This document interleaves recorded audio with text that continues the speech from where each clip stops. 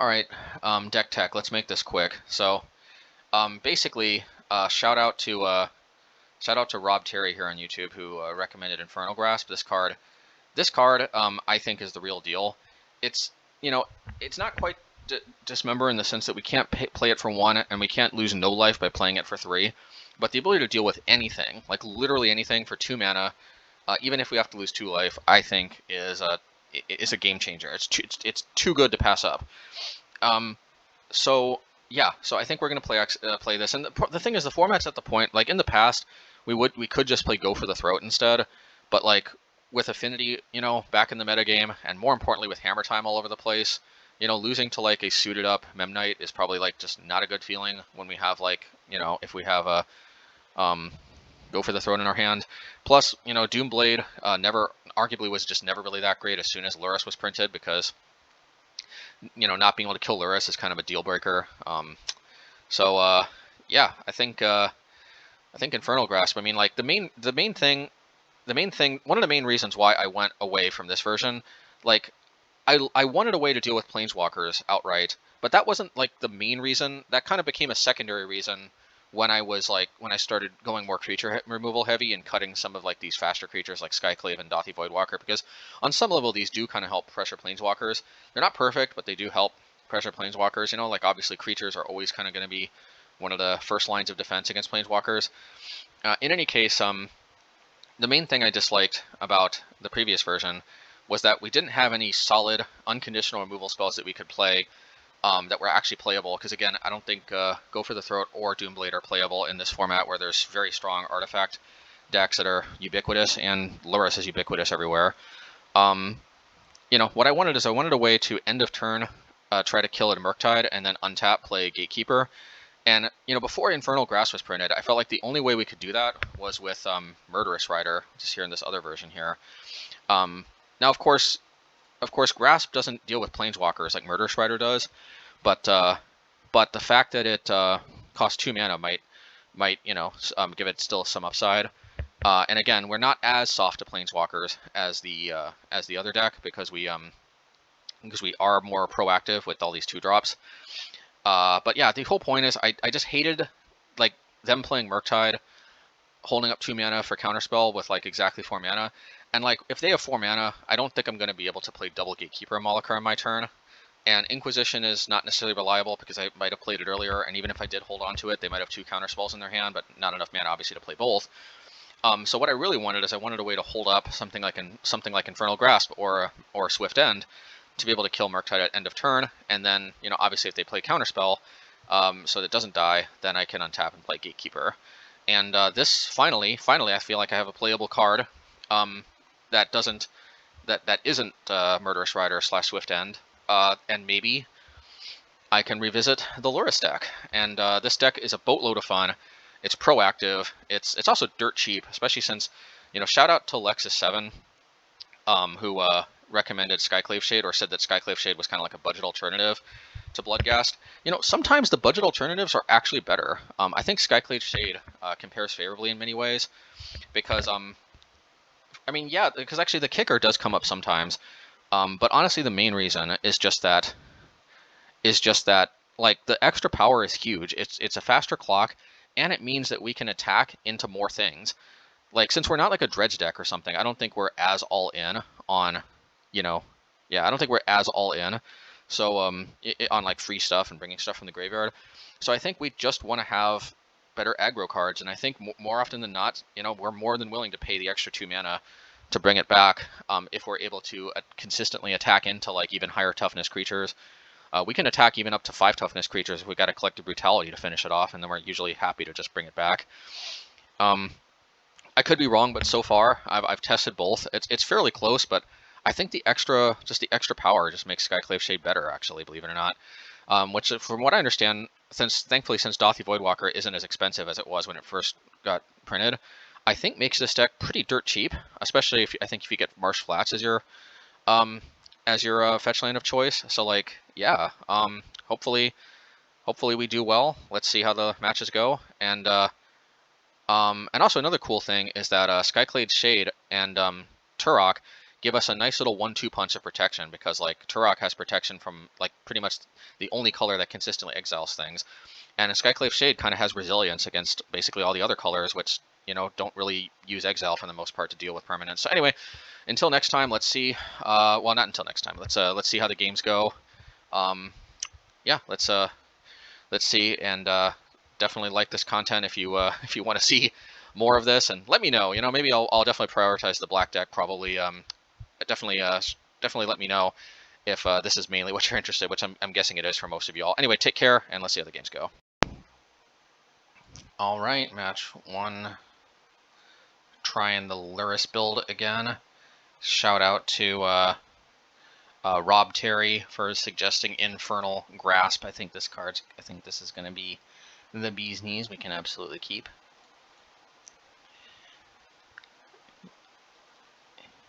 Okay, we don't have it this time, but Infernal Grasp is just everything that I wanted in a removal spell for black, and then some. Okay. Let's look at the top card of our library.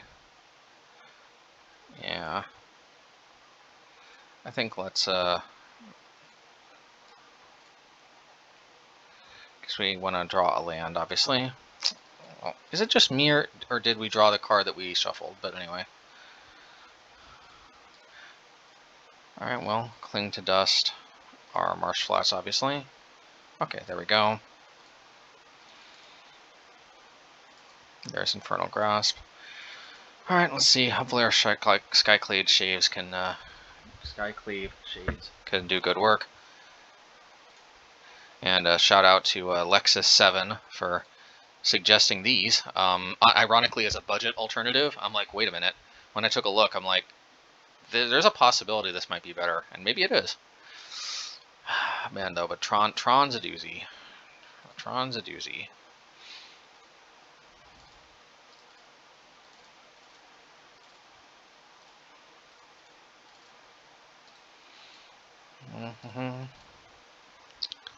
Alright. Oh, we did not get turn 3 Tron. That is a little bit surprising. I think they're going to Ghost Quarter their own land, most likely. Okay. Alrighty. I guess we might as well play this out, because then we're threatening lethal with a top-decked, what's it called? Collective Brutality.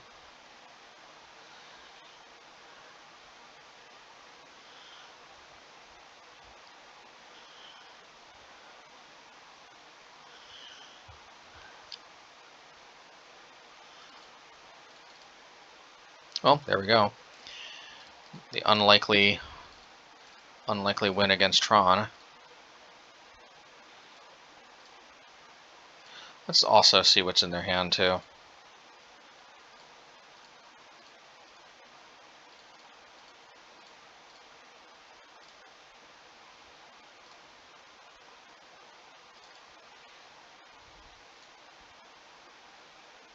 Alright. So I just want to Storm Coil. Card liberated. Alright, so we just got to get a little sneak peek at their hand before game 2. Infernal Grasp. Dang. In fact, I kind of wonder if Infernal Grasp... yeah, Infernal Grasp has got to be better than the... it's got to be better than Easy Prey, although being able to cycle Easy Prey in the other version is pretty good. But, yeah, and also losing 2 life from a Murderous Rider, that can be kind of rough. Yeah, I think the other version wants Easy Prey, but yeah, this version, Infernal, whatever. Let's see here. Okay, Necromentia, definitely. Blight, and Needle.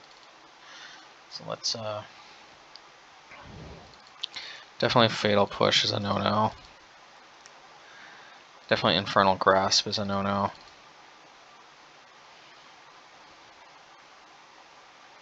I think Gatekeeper is pretty weak sauce. Man, Collective Brutality is kind of weak sauce too. But obviously it was pretty boss there, but I don't think we can count on it always being like that. Let's just do Gatekeeper, and we still have it. We still have it as a 2 of. Yeah, let's do this.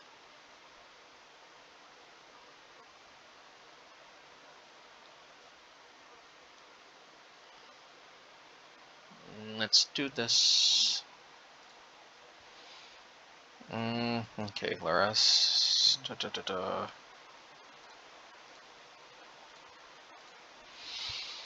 And we got the Lithophone Blight. Can't complain, I guess, right? Hey, that rhymed.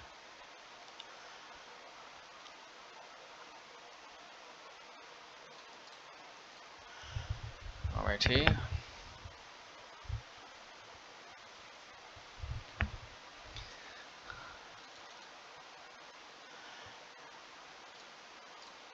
I think we'll cycle the Barren Moor.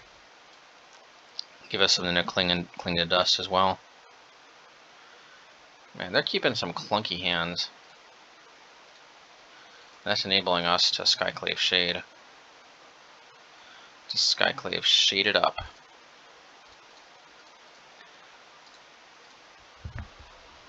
These 3-power 2-mana creatures are kind of important to being able to race decks like this.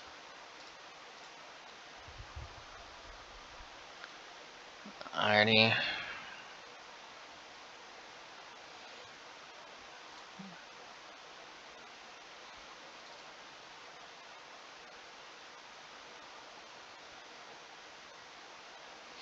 What can they do with 5 mana? I mean, probably more than they need to be able to do. I don't know why we did that, but anyway. Because we could have just discarded their things. Okay, well, Dauthi Voidwalker would have been good to have earlier, because I think we're pretty much priced into Turocking next turn.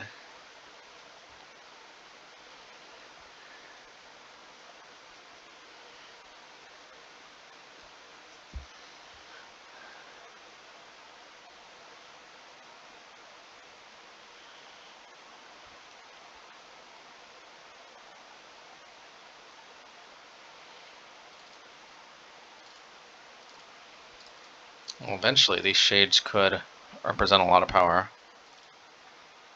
Okay. But for now, I think we'd be foolish not to Turok. Are they gonna Veil of Summer?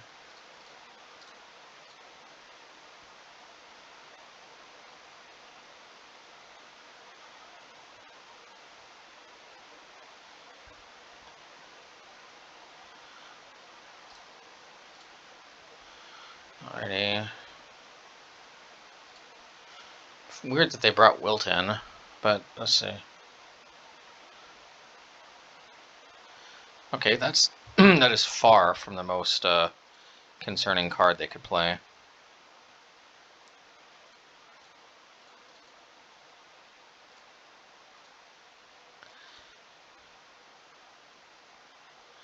I guess we should have Dauthied first.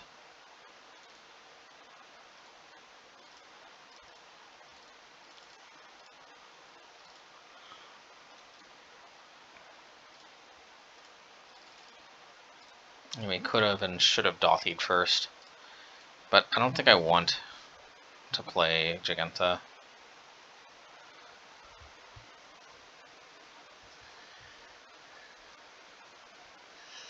Three, four, five, six, seven, 8. Yeah, they can. The world is their oyster. Or maybe, hopefully not. Well, 7 mana. Or 8 mana.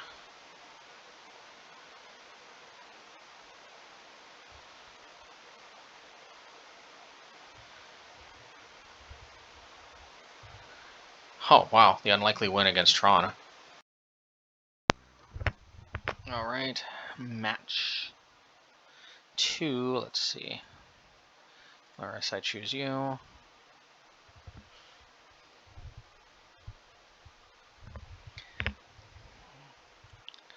Oh man, this hand is super speculative. I love it.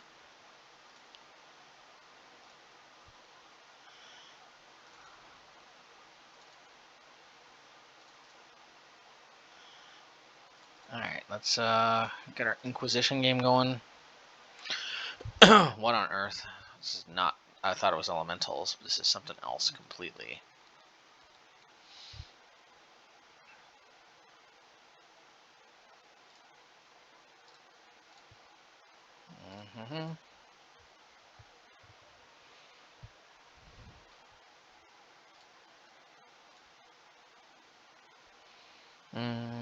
Okay. Well, I think let's get our Voidwalker going.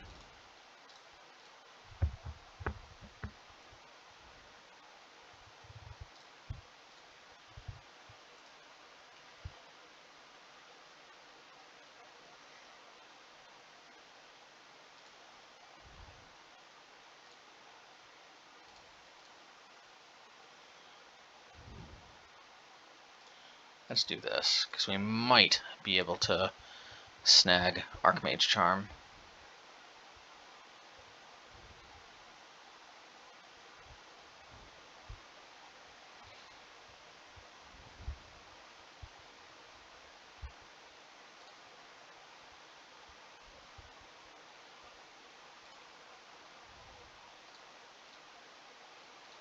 Okay, I guess they really don't want us using a... Ooh.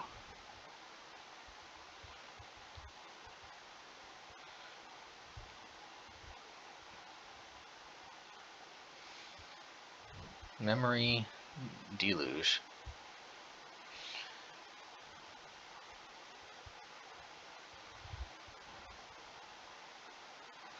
I see. Flashback will make you look deeper. Interesting. Alright, well, Archmage's Charm it is.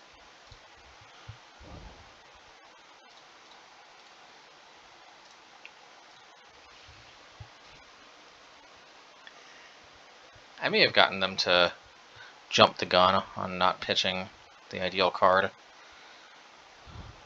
Well, let's alrighty.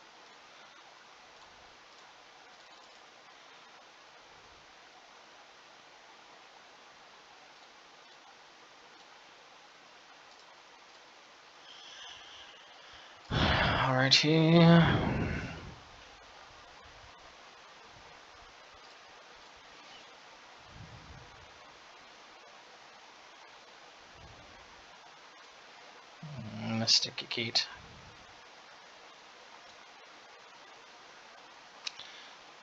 I think Archmage's Charm is more realistic for them to...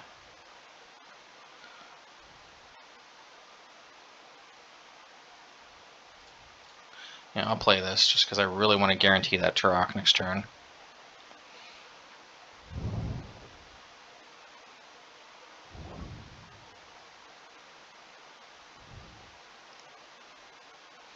Shark Typhoon, that's fine. Maybe let's just do this now. Maybe I should have done that while they were tapped out, but whatever. Alrighty.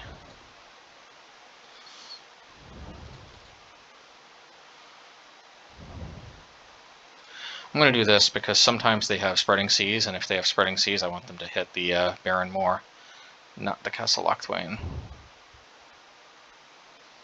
Archmage Charm.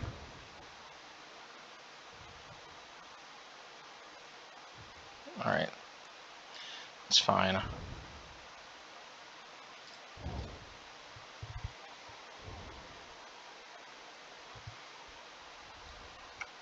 You do lose cost 7.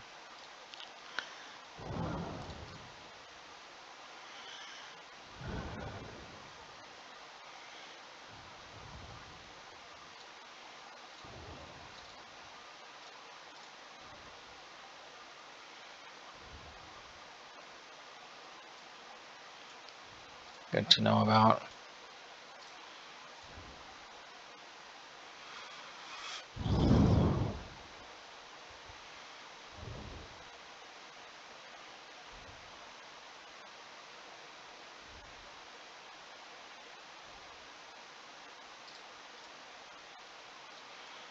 Get this now.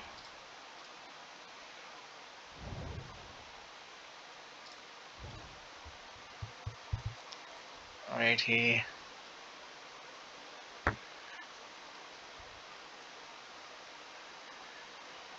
Now they got the Hallowed Fountain.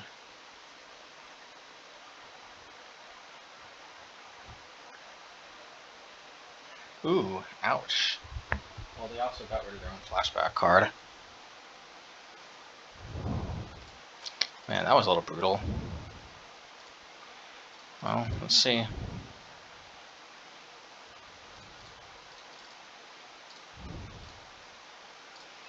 So we can maximize our Castle Locthwain ability.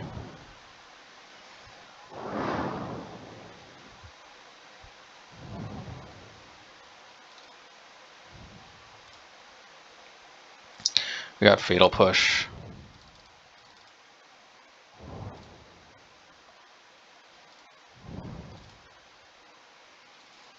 Probably Castle Locthwain at end of turn.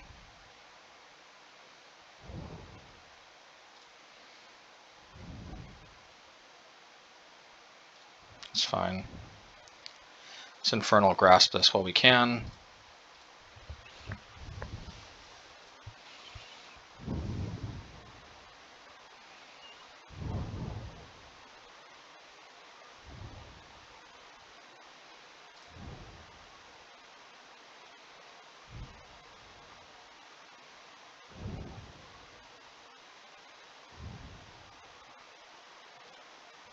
Alrighty.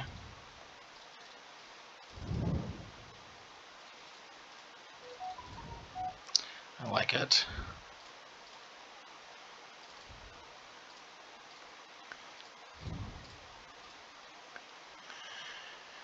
Okay.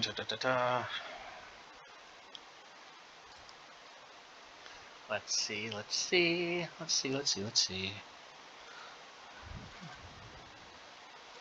And lots of removal.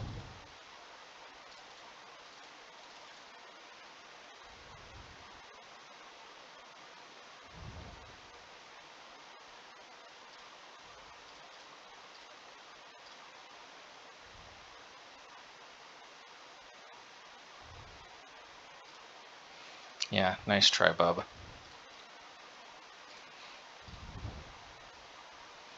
So, I guess all our removal actually came in handy.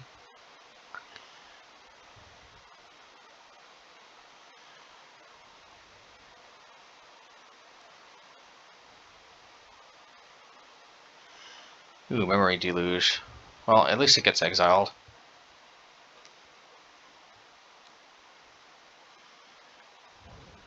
Still, drawing 2 cards from the top of the library, pretty good.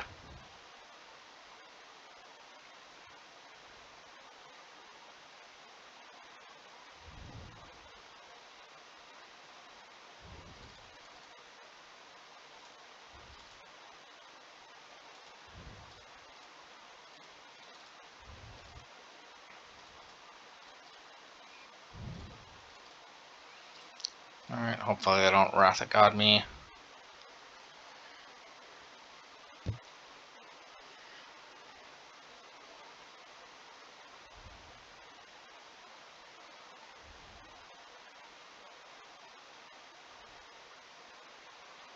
Prismatic Ending, it is what it is.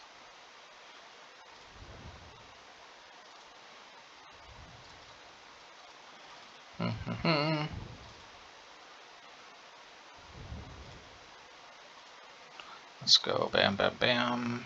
Draw. Ooh, I like it. Just praying that they don't have Wrath of God.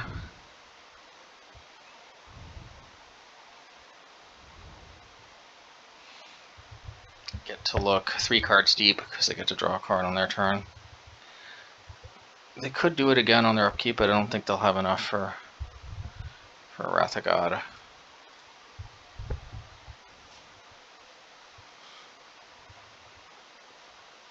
Well, I guess if they have another land in their hand, they can look 5 cards deep.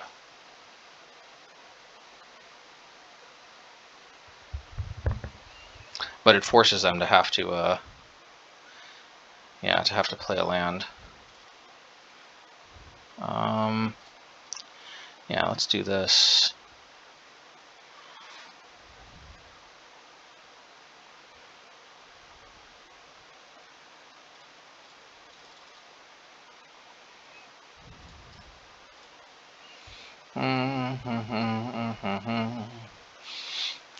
Yeah, the card advantage is just going to get out of control here with this Castle Locthwain.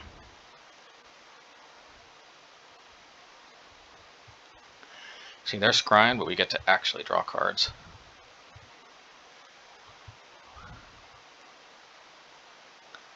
They like both of their cards.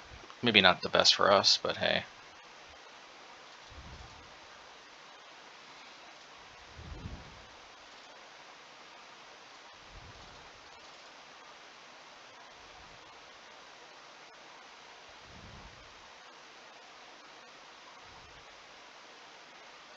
Okay. Oh, at least they trade.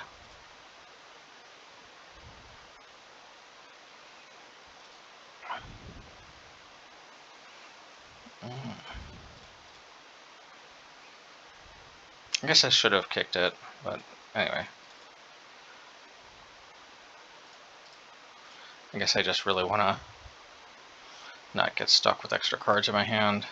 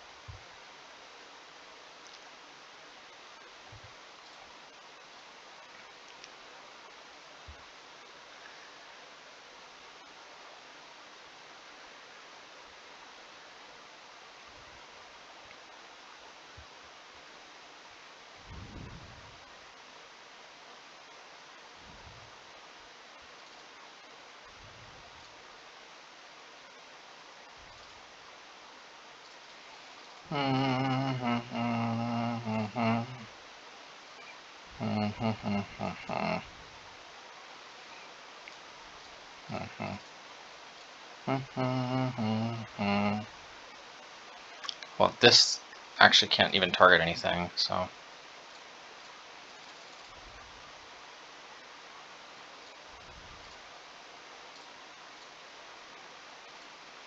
That's good to know that that's coming up. Well, I guess I could put that to the bottom.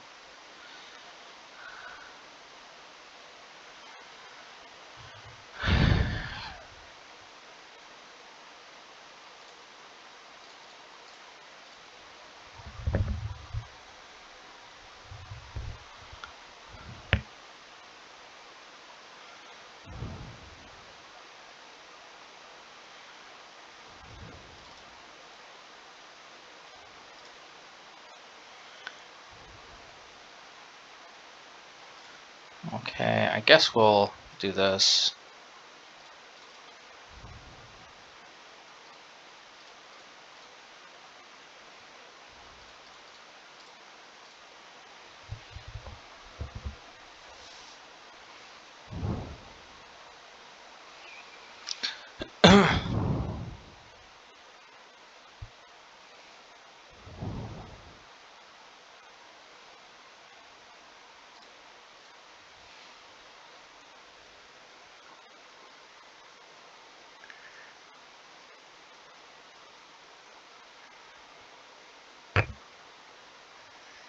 Yes, yes, yes.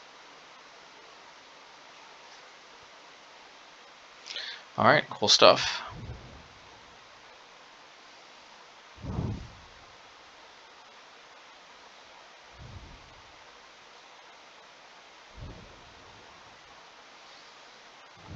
So the reality is actually the Infernal Grasp actually might be good. I mean, they are packing Solitude. So definitely we want Lithophone Blight. We want a Necromentia, anything that I can think of. Definitely we want Pithing Needle. So this Ratchet Bomb. Necromentia. What can we name with Necromentia?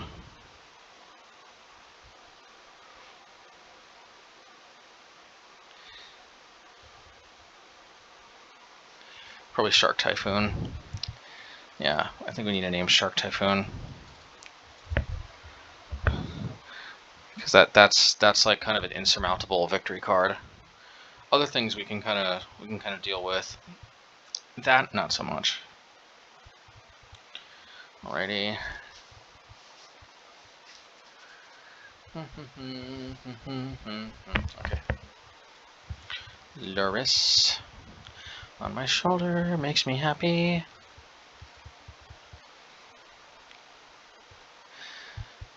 Yeah, back to the Lurrus build actually. Not bad, definitely so far. Keep.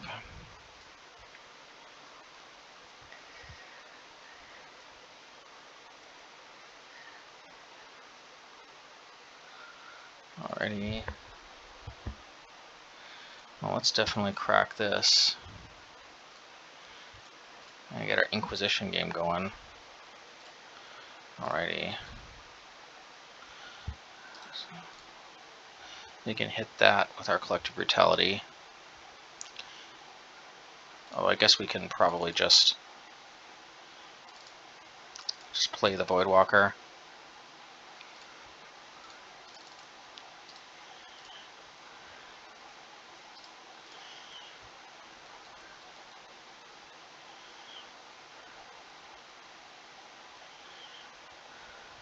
Unfortunately, I can't actually get any use out of this with Voidwalker, so... But I do want to prevent them from using it, that's for sure.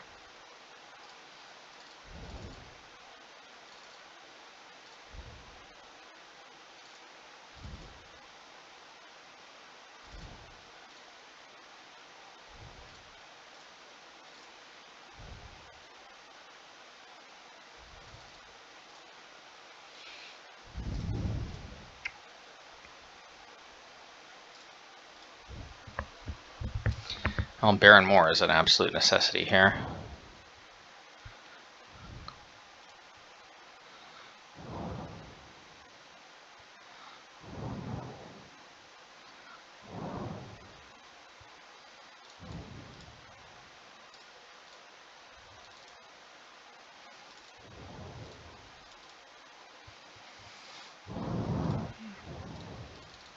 I shouldn't have played out the Castle Locthwain. If they draw Spreading Seas, this is kind of sticks out like a sore thumb.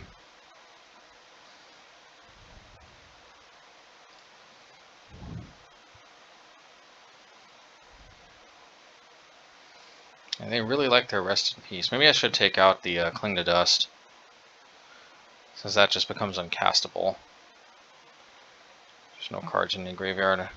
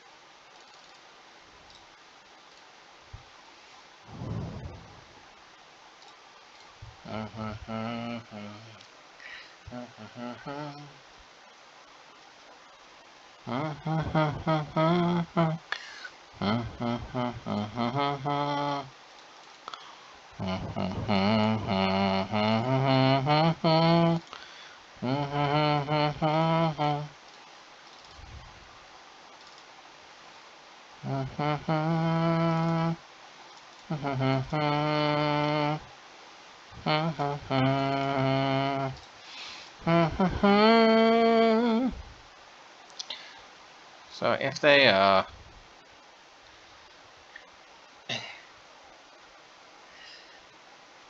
what do you call it, Supreme Verdict us, so be it.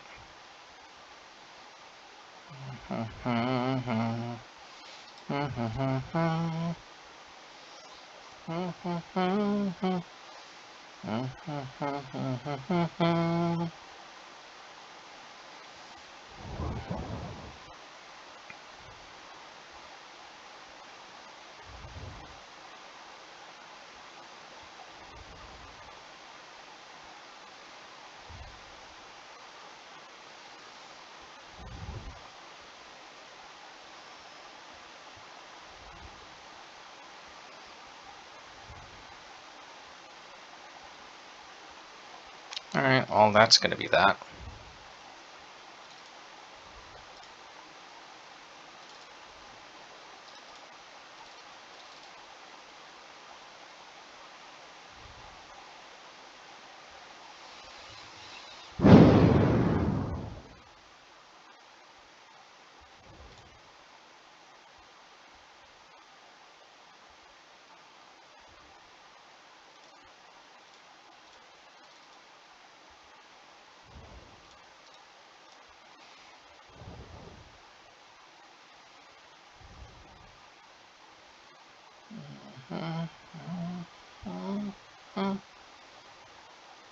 What happened to those planes that I thought they had in their hand? Okay.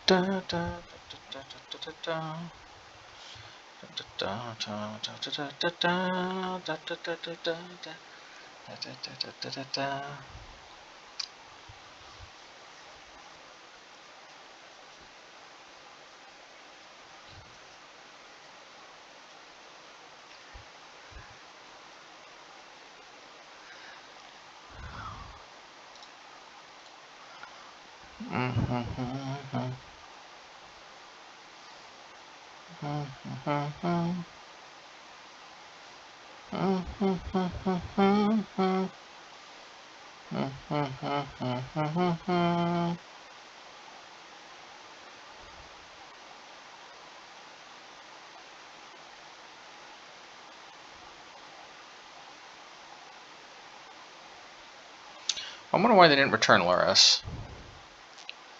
Lurrus seemed like a pretty free include.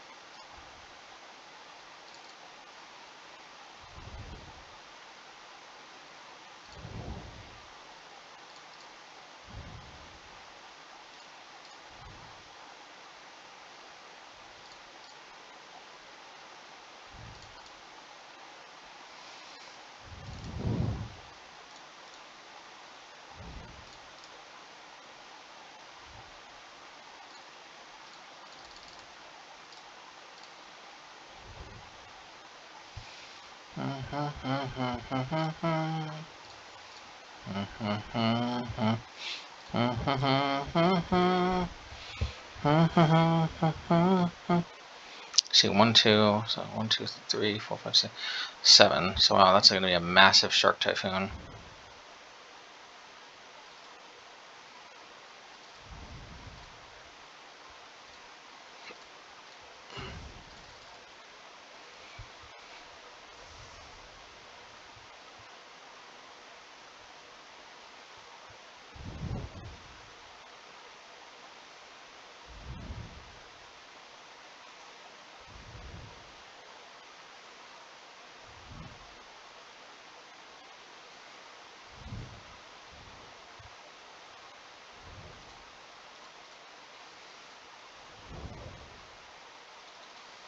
So I'm a little bit surprised they didn't go all out.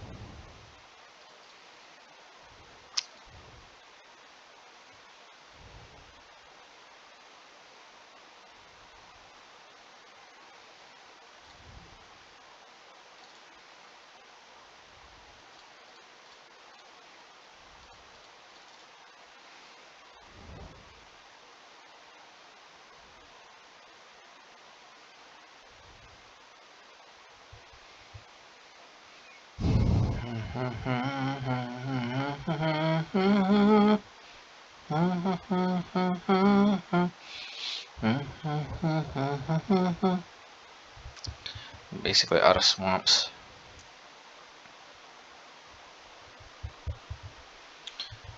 La la la la la la la la la La la la la la la la la la la la la la. La la la la la la la la. La la la la la la. La la la la la la la.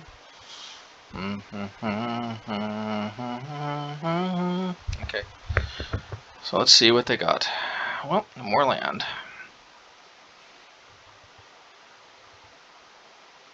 They didn't have to shock in, I don't think. They technically could have lived by blocking the 2/3 mana cards, but you know how it goes. Alright, cool stuff.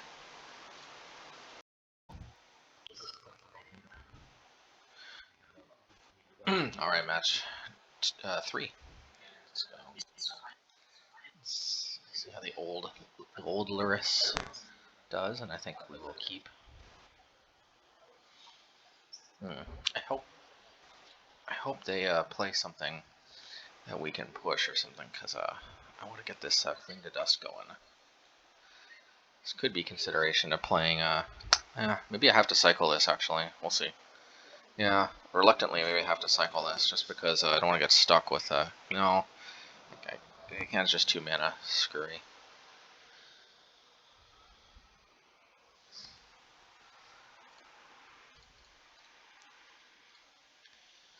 Alrighty. Let's see.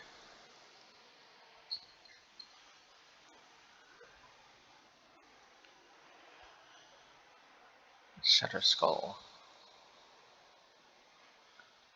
Ragavan. Well, that's a creature.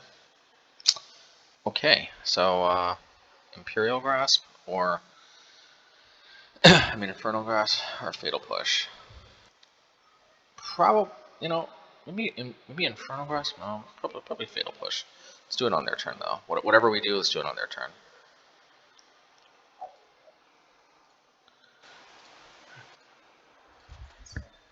Let's see here. They might play Chalice, so let's actually do this.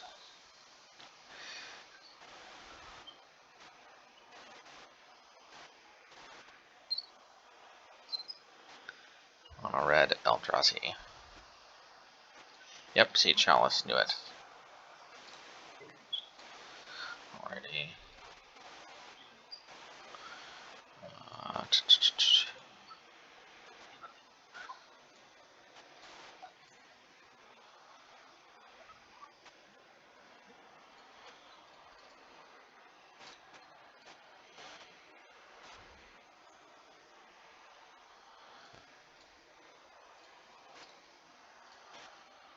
Oh, they turned off their own Ragavan.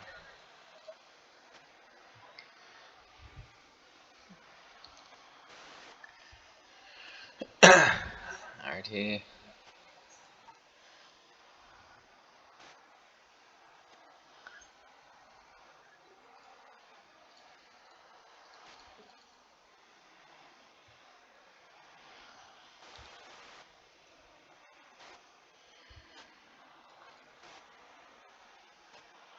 A Braid.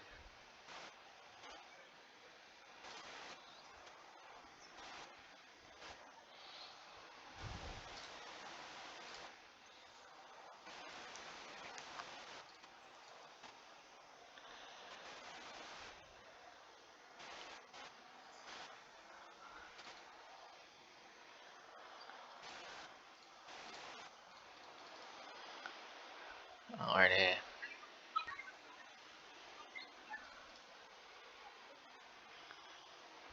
We're not discarding.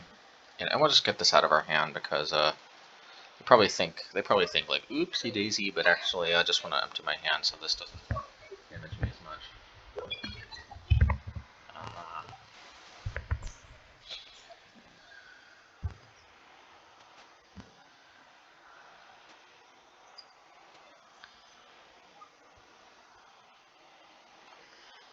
Matter Reshaper.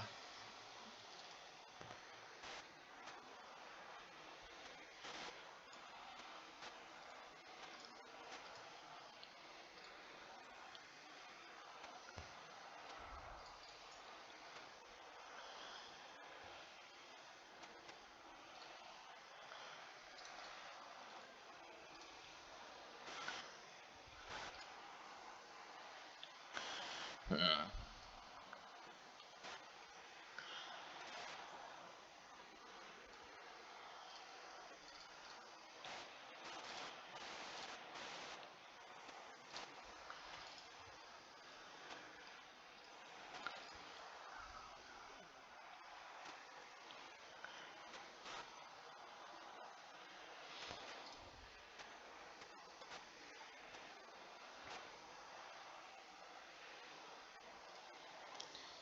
I wonder why they didn't play Thought Knot Seer.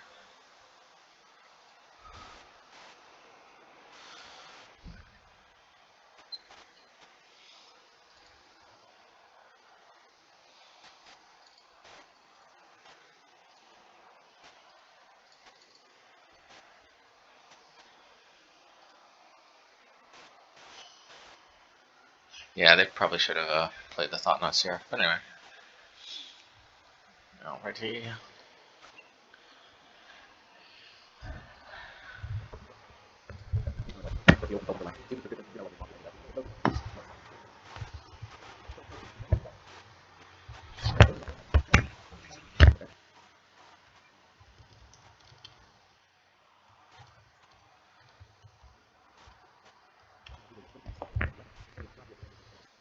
Alrighty.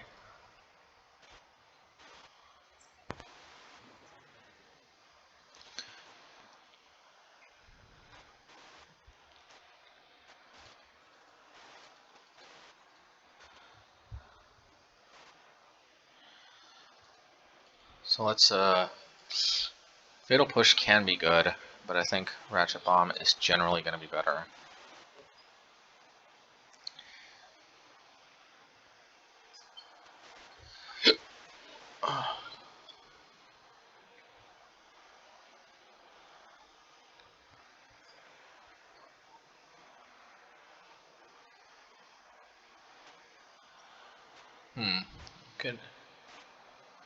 Could play Voidwalker. I mean, could ditch Voidwalker. Maybe we will. Because we do need an answer to Ragavan, for better or for worse. Plus, this does deal with Thought Knot Seer.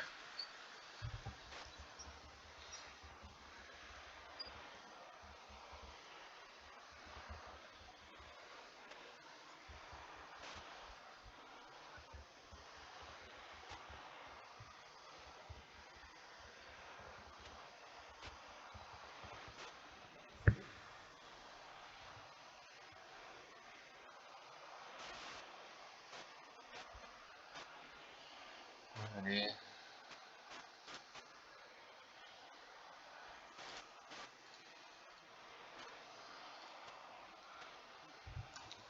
Yep.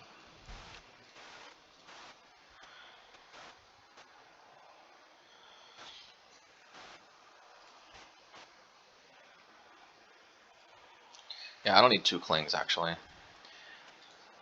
The Barren Moor is literally the same thing as Cling to Dust, as long as you already have 1 Cling to Dust.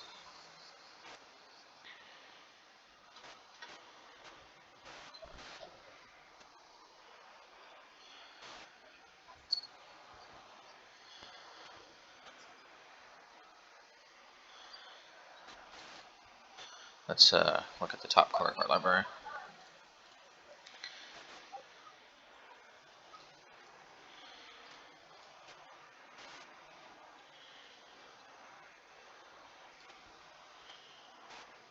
Alrighty.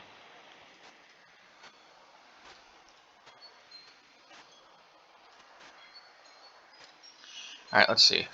Hopefully we draw. We draw Fatal Push. Nope.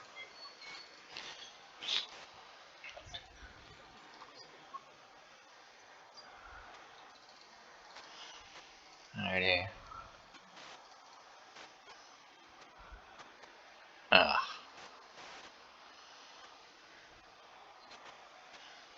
Well, I'll let them discard Cling or Turok.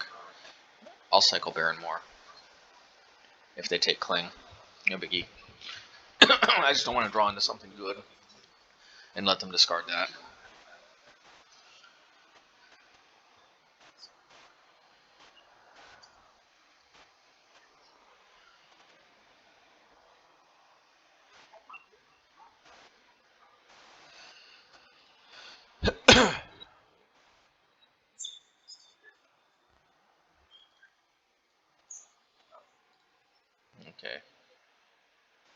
that's good.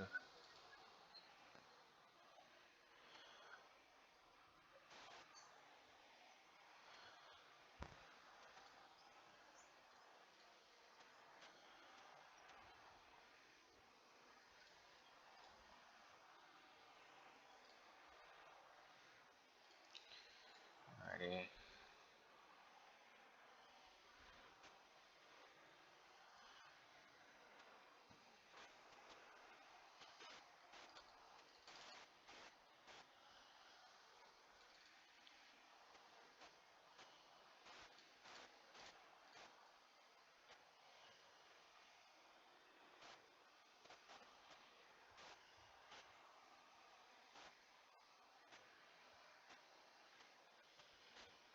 Alrighty.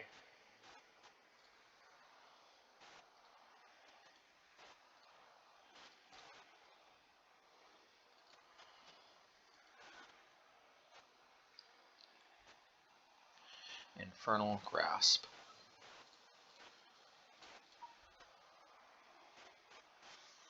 Yeah, we'll continue cycling Barren Moor.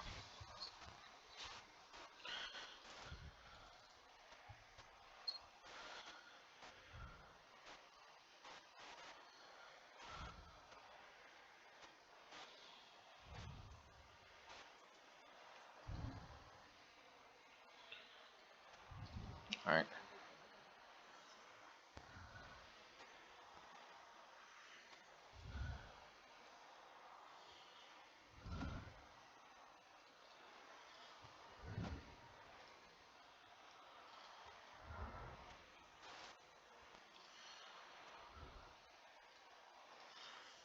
Because I'm going to want to finish it off with Brutality.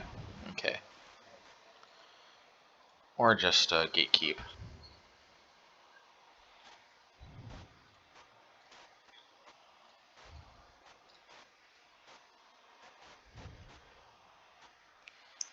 Now they might be able to cast Fury.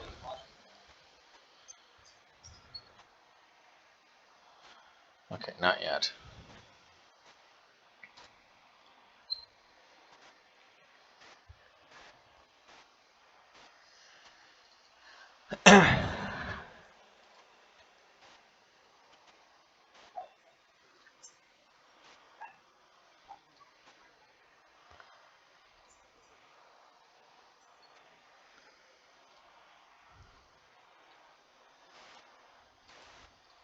Let's do this, because if they block, we can finish off with Fatal Push.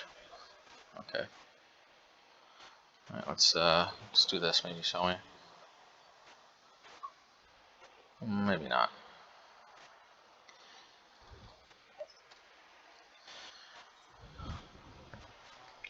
We'll block and finish off with Fatal Push.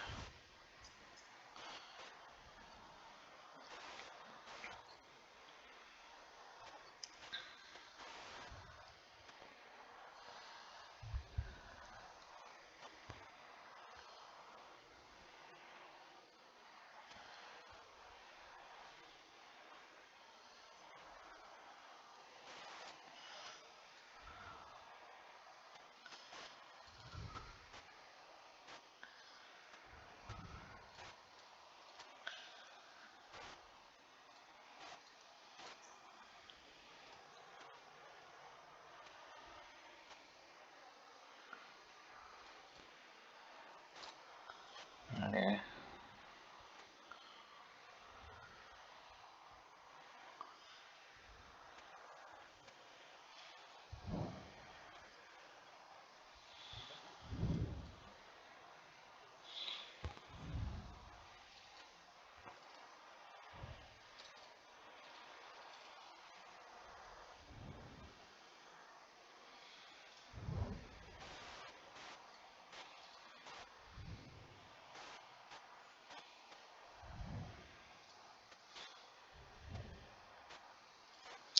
Well,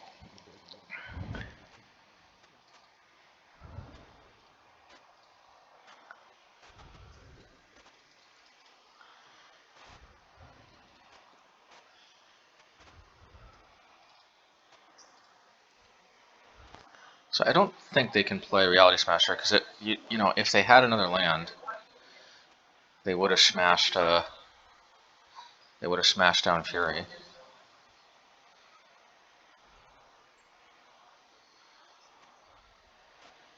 Now, hopefully, they don't have another red card in their hand.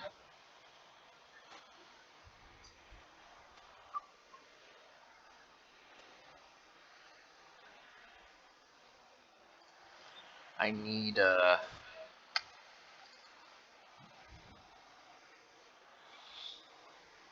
they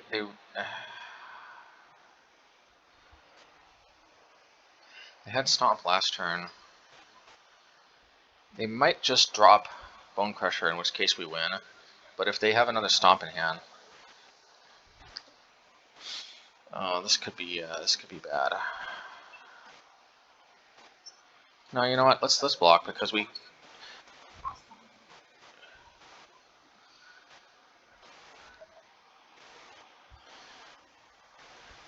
Yeah, of course. Okay, well, we would have won.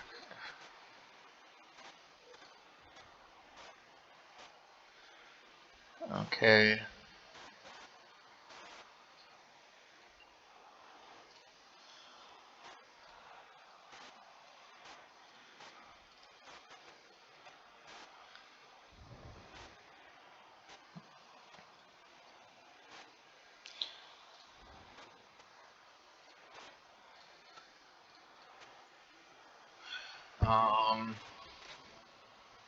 Now what I need to do probably is to cling to dust and go up to 11 and then survive.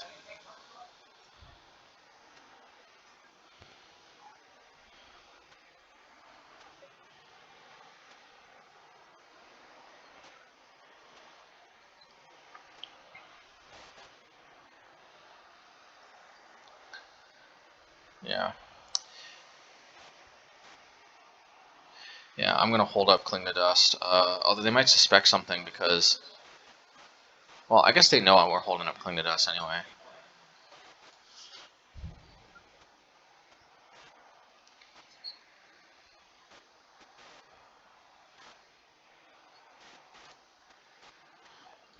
Yeah, that's fine. And now they're dead because they.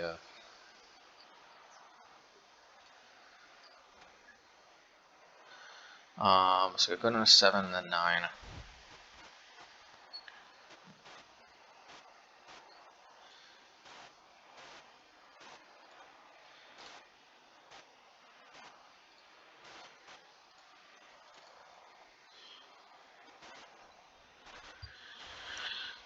Alrighty.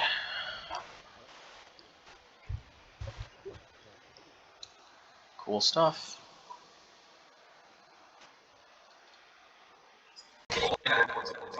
Alright, match 4. Yeah, we're 3-0. Actually 3-0-6-0. I mean, I don't know if this is going to be able to keep up, but, well, yeah, definitely shout out to Rob Terry for suggesting. Let's see here. I want to start off with Inquisition, so I'm just going to do that.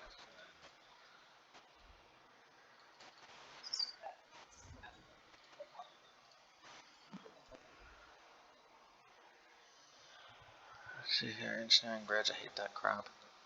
Elixir, I don't care. Pentad Prism, I don't care. Alright, Ensnaring Bridge it is.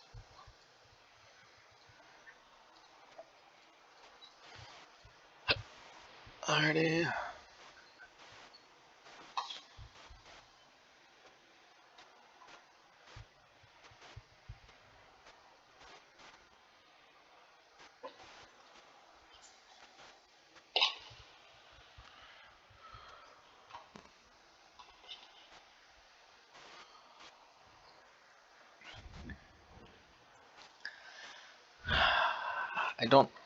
I like holding on to this to have Delirium for Whirza, but I gotta get Shade down, because I gotta get some kind of pressure. And this is one advantage of this version over the other version. The other version I made was super, grindy mid-range removal type. This is this definitely has the ability to bring the pressure more. Alright.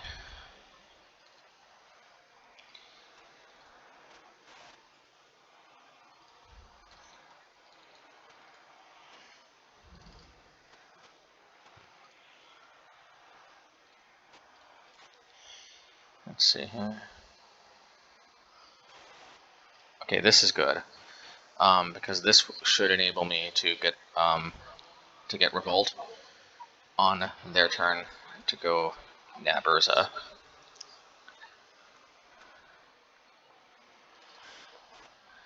Polluted Delta, Pentad Prism, Elixir of Immortality. I don't see any Flooded Strands. Yeah, it's okay.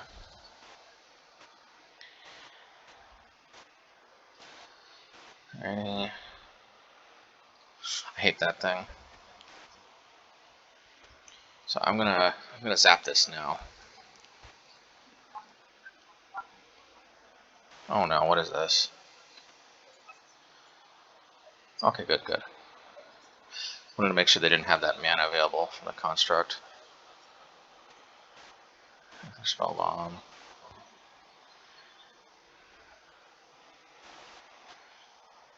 There's a.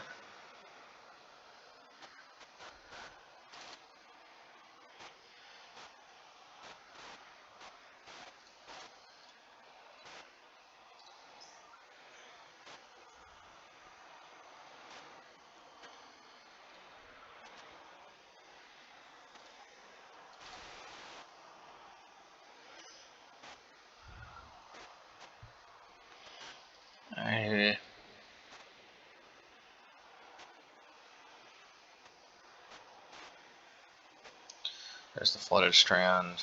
There's the Thopter Foundry.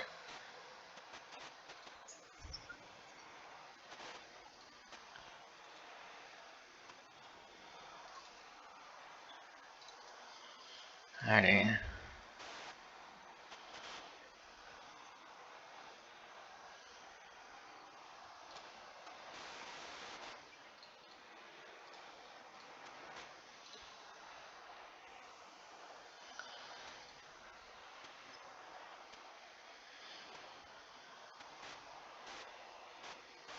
Alright, fine. I can always get this back.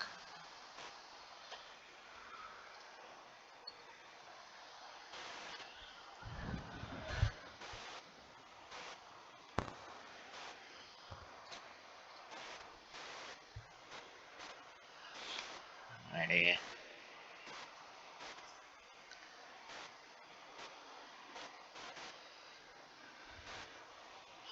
I don't know, I hope they don't get Urza Saga.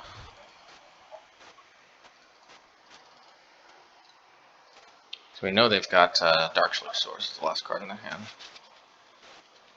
Oh, or never mind. I guess that was the first land they played. And it's funny that they countered that. I mean, I guess we can't bring back both at the same time. Urza Saga.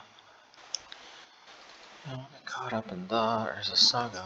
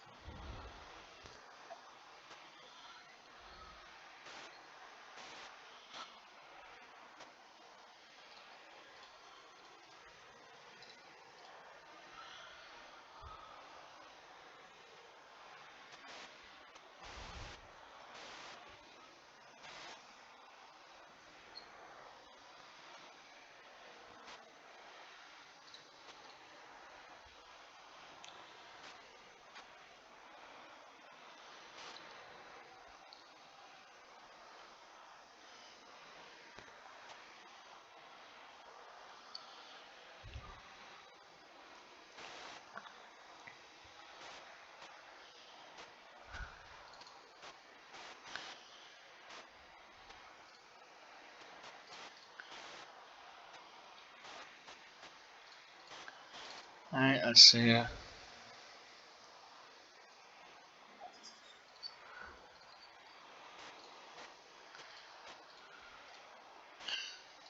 Alright, well, at least we know we have nothing to fear there.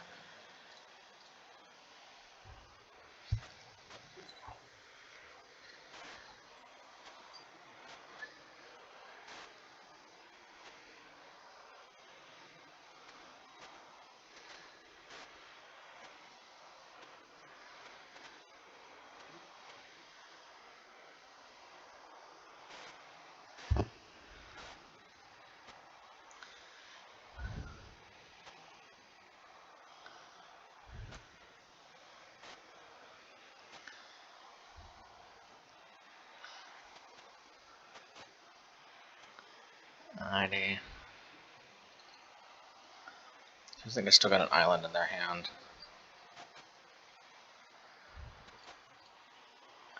And I'd love to bring this back, but I just don't think I can.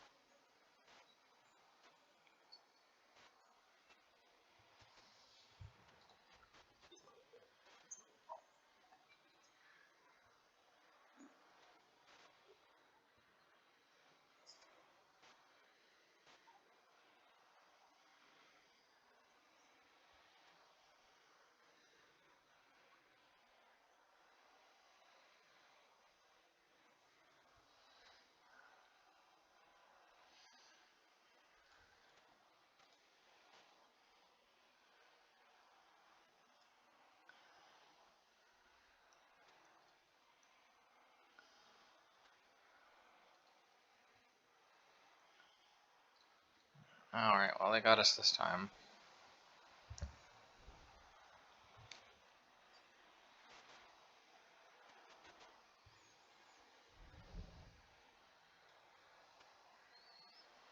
In this version, Liliana might actually help out a lot.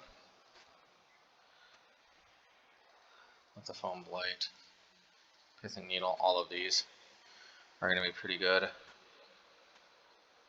Maybe 2 Necromenches on one of the on either Bridge or the Thopter combo, probably.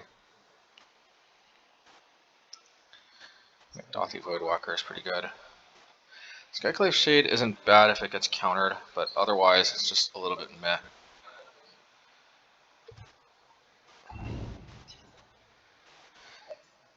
Yeah, Collective Brutality is just kind of not where it's at in this matchup.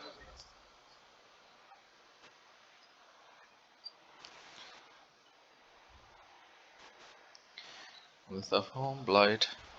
No, that's not. Do we keep in Fatal Push? Probably so. Infernal Grasp is nice, but I'm just a little worried about them having Chalice, but I don't think that can overpower. You know what, maybe we don't need Necromentia. Infernal Grasp is probably just better. For the most part. Alright. I'm gonna grasp it up. Grasp it up.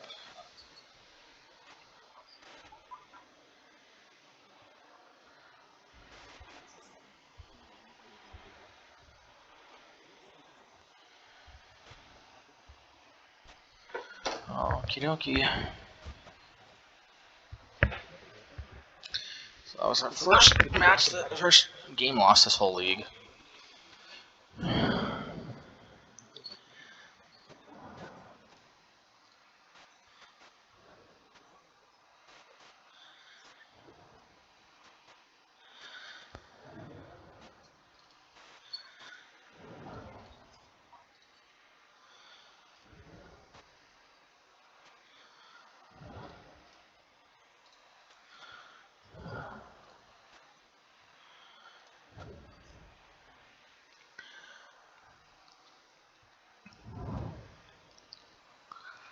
Alrighty.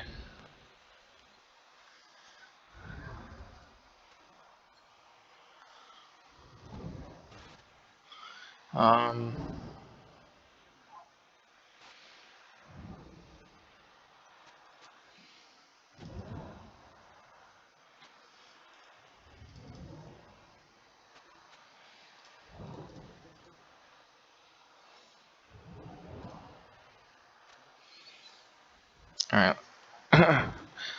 I don't think they're playing black, but just to minorly play around this card. At least this is going to stop the combo. Or not. Well, this in theory will stop the combo.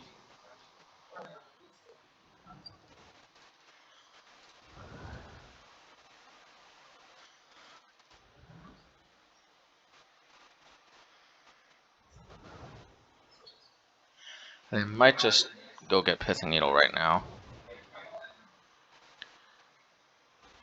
Okay.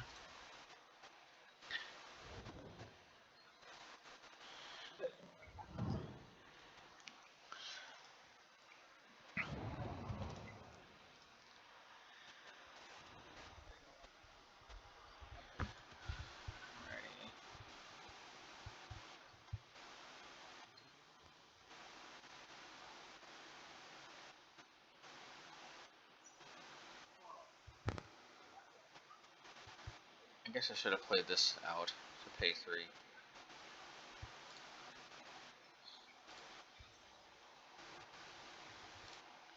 Yeah, definitely War of Invention.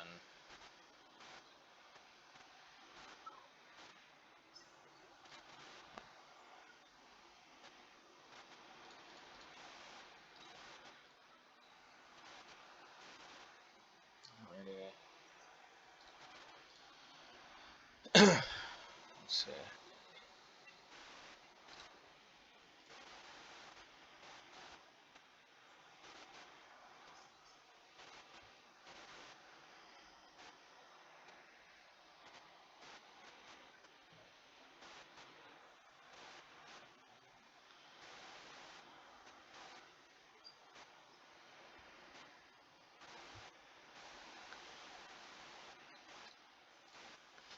Alright.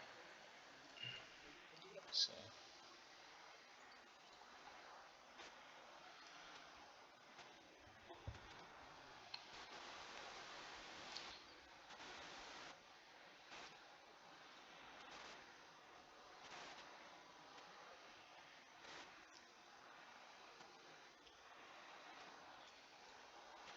Because I want to get Dothy Voidwalker out. They'll probably counter it. But so be it.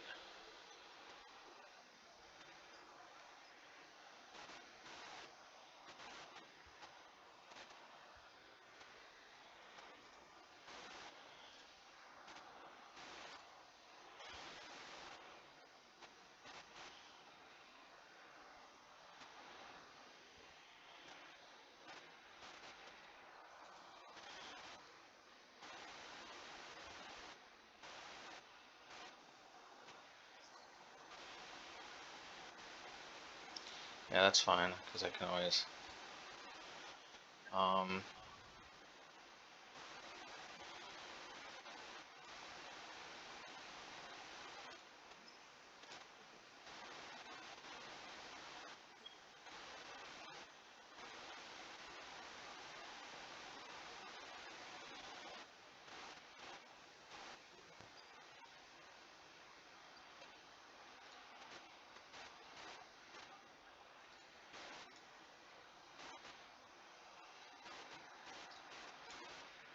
just in case I draw land.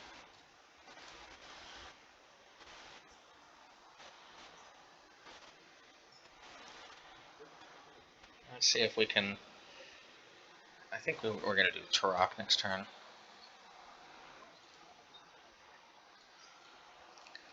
Either this gets countered or it helps clear the way for Lurrus.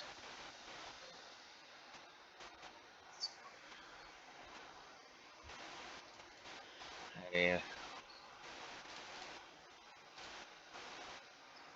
Well, hit War of Invention. That's got to count for something. We probably have to go hit sort of an equal we can next turn.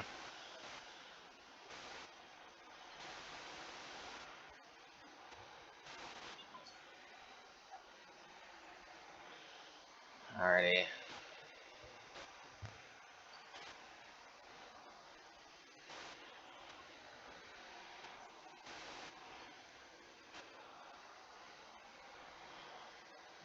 Okay.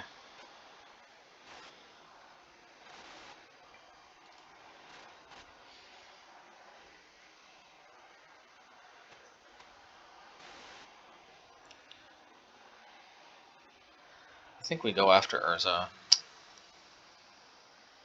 Although, this might be our last chance to get whatever's in their hand.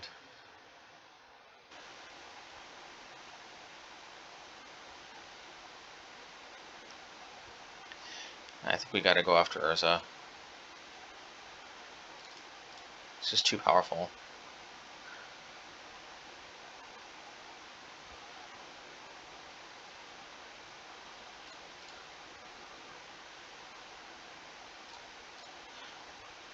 Alright, and Fatal Push it.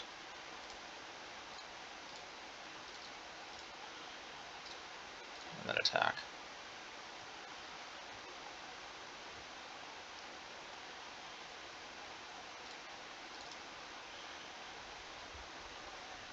And then next turn I can hopefully recur Ratchet Bomb.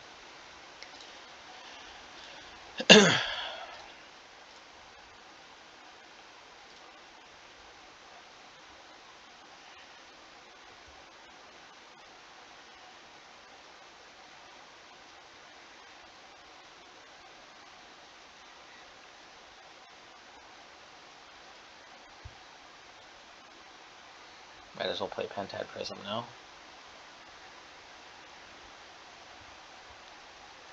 Yeah, Lurrus is just such an insanely powerful card.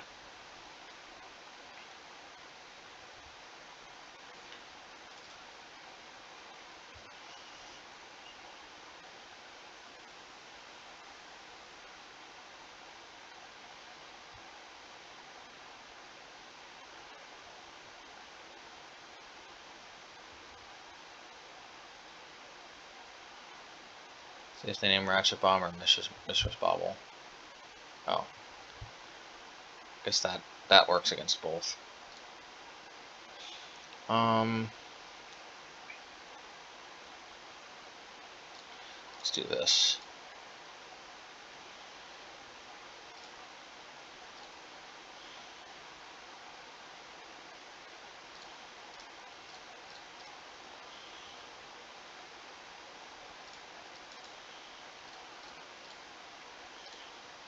I have to keep a track of what we've exiled. Flooded Strand. Not exactly. You can't even get a swamp from that.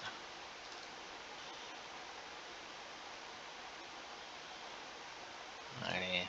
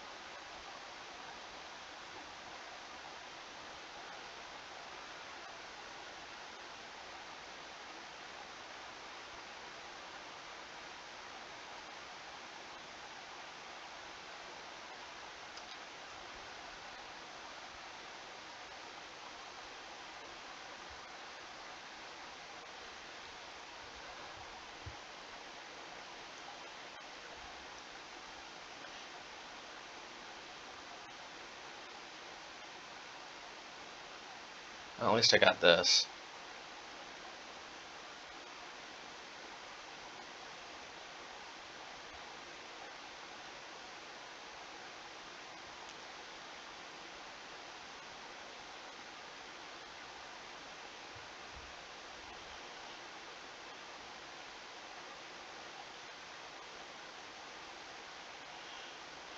I think I need to block because the problem is I'm going to be taking trample damage eventually. Alrighty.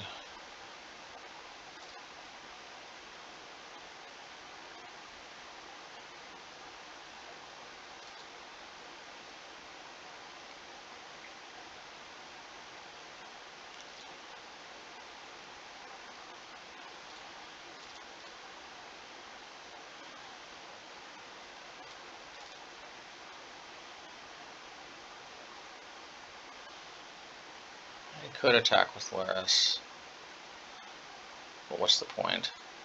I'll just do Dothy Voidwalker.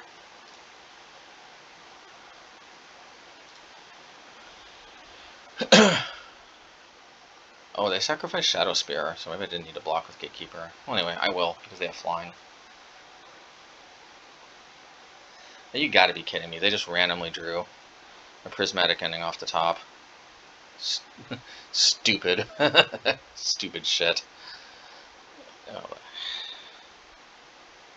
Well, they probably are going to think stupid shit because we have another one in our hand, but watch, they're going to rip another one.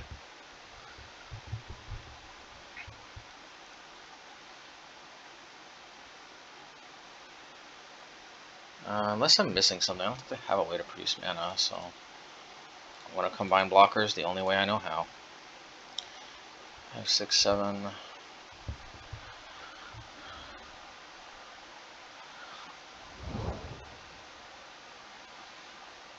Get rid of that thing.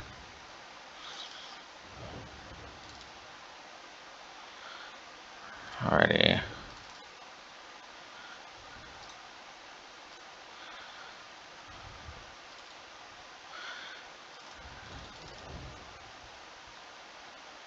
Oh my god, just... Anyway, maybe we'll draw a, maybe we'll finally draw our Lithiform Blight.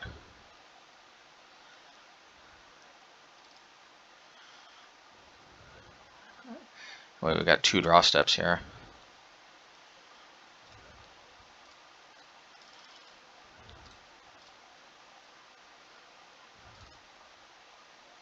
Oh, there we go.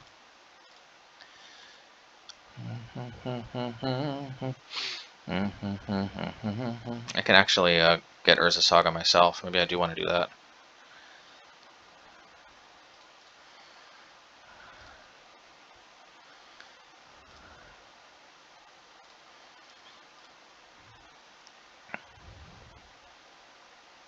Oh, they named Ratchet Bomb. Let's see, what does getting Urza Saga do for me?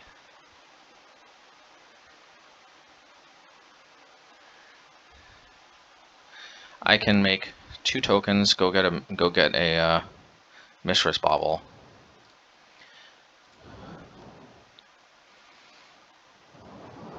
It's not the worst.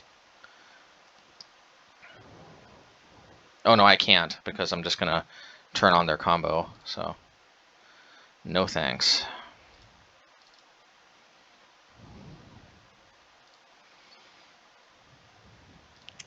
Well, I'm gonna lose 2 life here, but I'm gonna try to be mana efficient.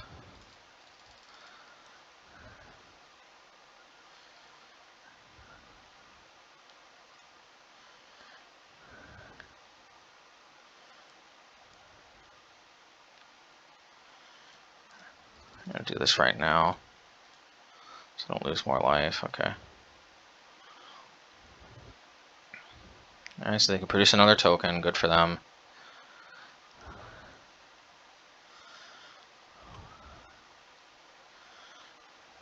It's not a permanent solution, at least.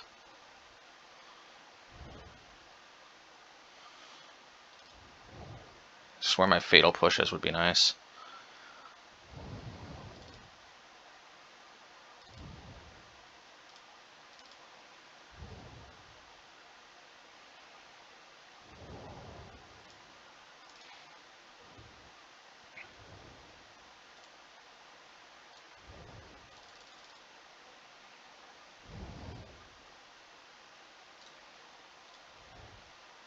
Alrighty.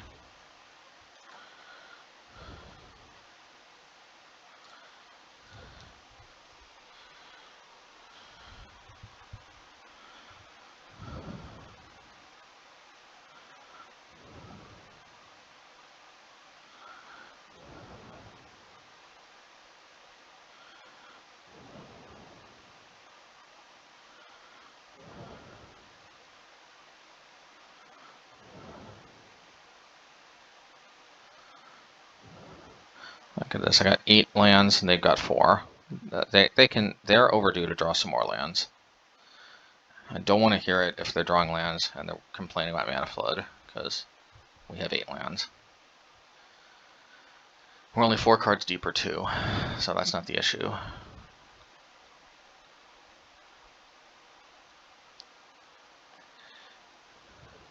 They're probably thinking whether to attack all out, but they can't because they have to block Lurrus.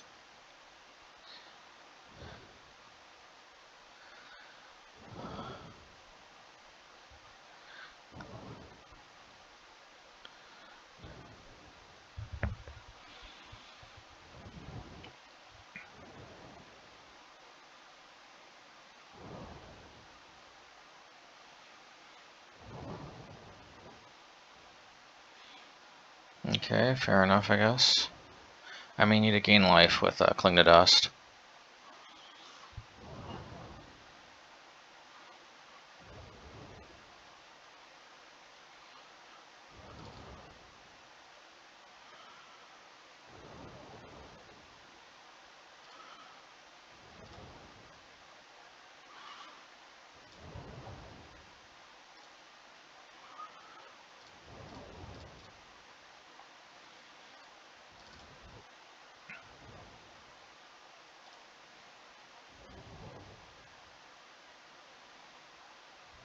Okay, I could have brought them down to 4, but... So do I cling? To cling or not to cling? I think I will cling, but first I will... Actually, first I need to cling, I think. Oh, I can't cling, right, because of the power dynamics.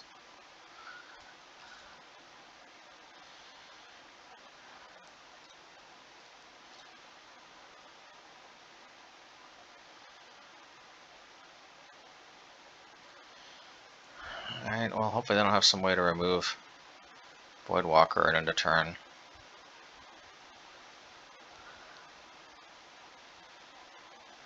Hopefully they just forgot about Lurrus' lifelink. I don't know.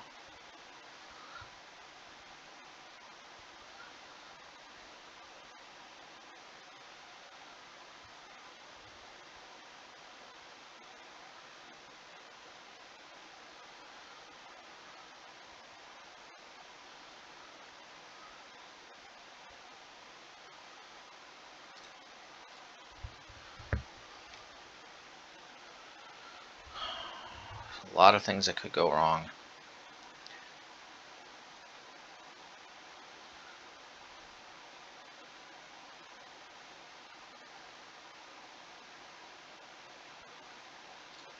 Alright, I'm going to start drawing some cards.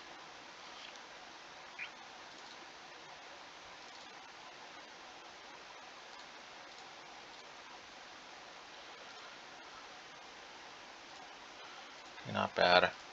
Let's see what options we have. We could actually get to Fairy Time Raveler. That sounds pretty good. Oh no, we can't actually. I forgot.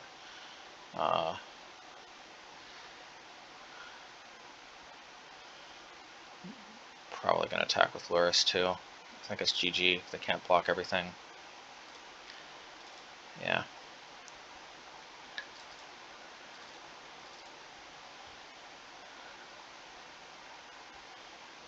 Wait, what is this? Oh yeah, right, forgot.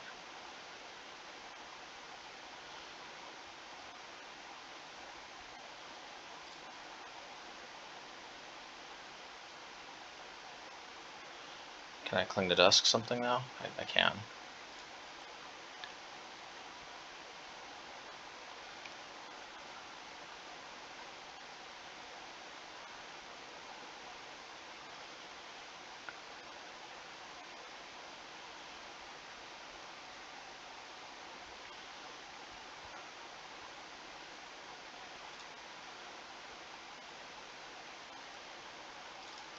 Alrighty.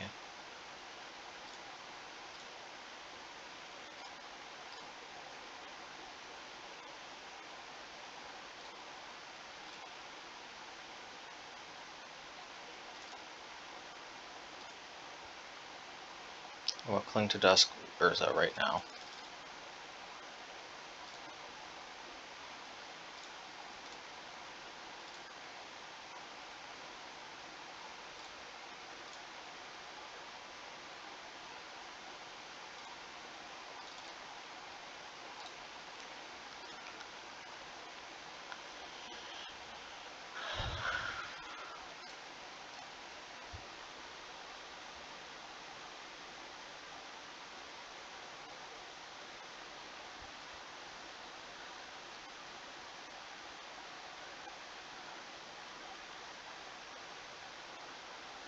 Alrighty. That was a hard-fought battle.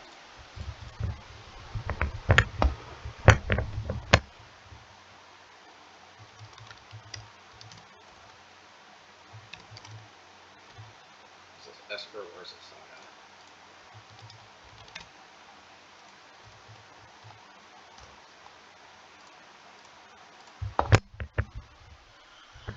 Okay.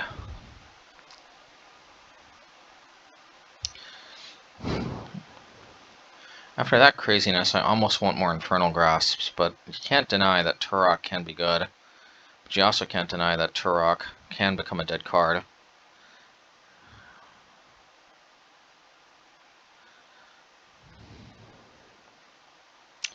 You know what it is? Gatekeeper is just kind of subpar. That's what it is. Infernal Grasp is just way better.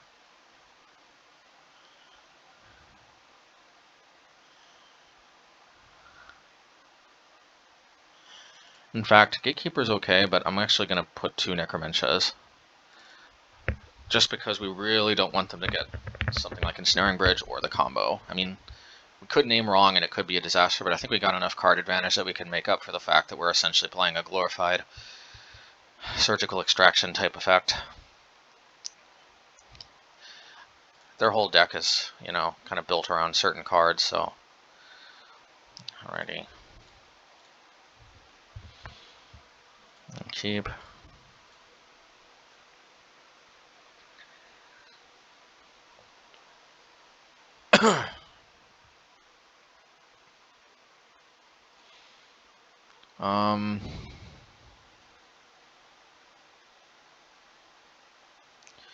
Do we cycle Polluted Delta? Probably. I'm a little bit worried about Shadow of a Doubt, actually, so I'm just gonna do this now. It's not a commonly played card, but I just saw it the other day. I remembered it from back in the day before. Just don't want to get... Okay. Alrighty, let's just cycle Barren Moor. Alright, and more Barren Moor cycling. Dothy Voidwalker.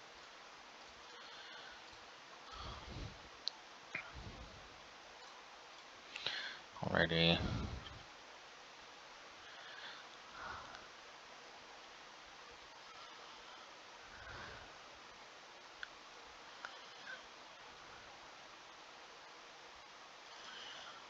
Alrighty.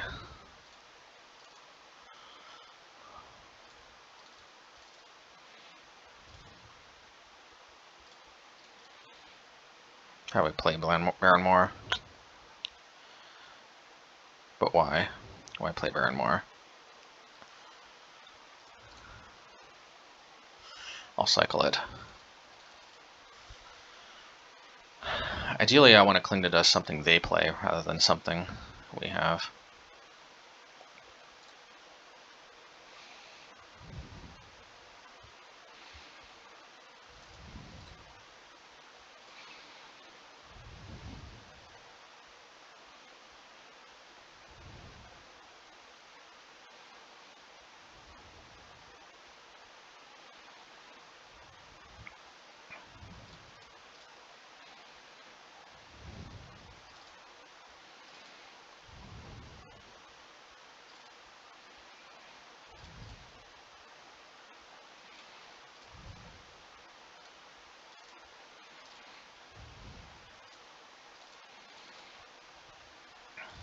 Alright, let's play out our Ratchet Bomb first.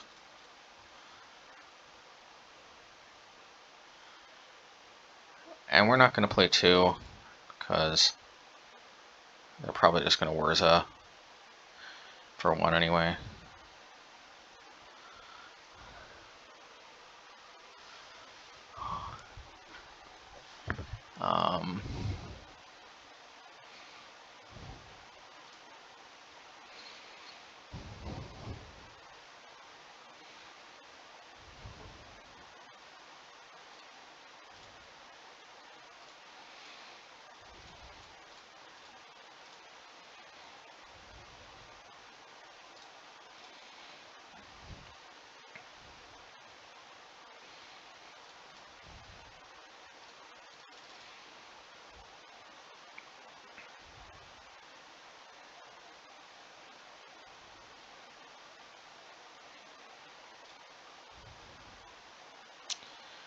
Alrighty.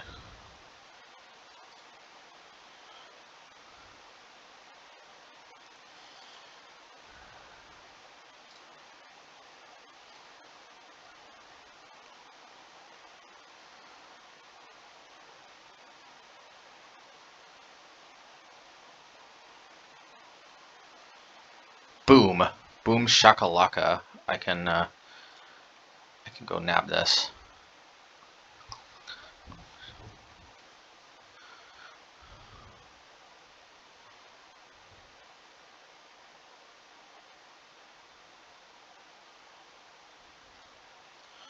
Wait, how did they sacrifice? How did they do that? How did they do that? Wait a minute. What am I missing here? What am I missing?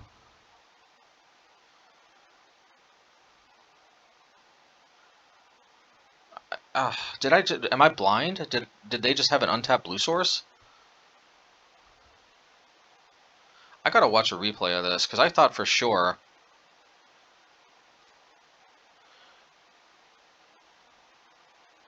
Yeah, I didn't see anything. What the fuck, man?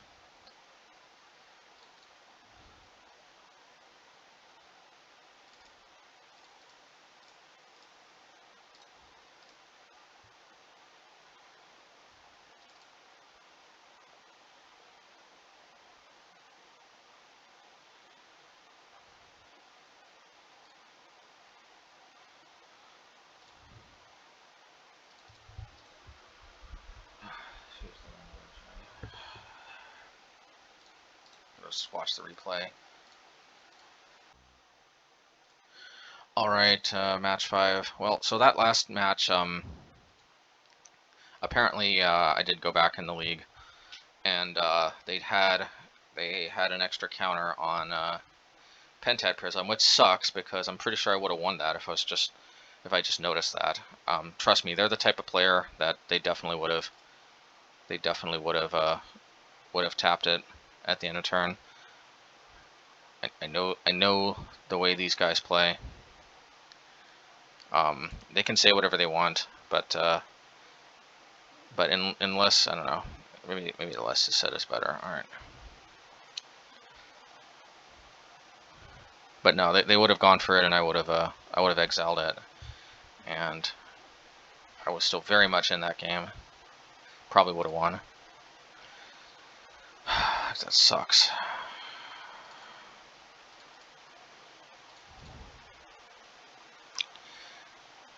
And I really don't want to have to cling to dust my Mishra's Bauble, because that's very nice with Lurrus.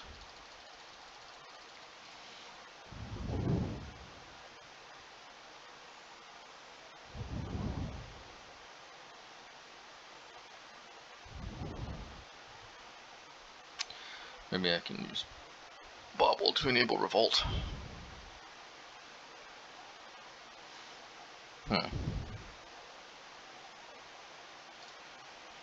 I could gain some life, but now I'll wait on Cling to Dust. I might want to wait on Bauble too, to be honest.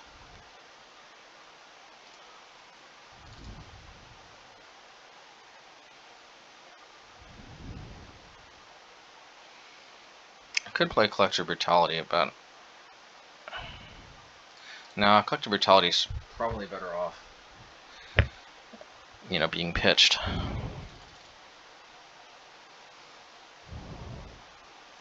I want to leave something up.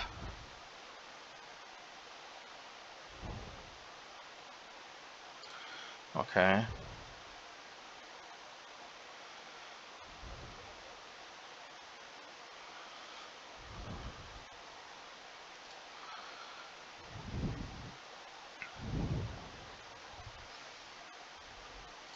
I guess I'll do this because I'm just going to put Lurrus to hand next turn. Oh, Ephemerate's good to know about.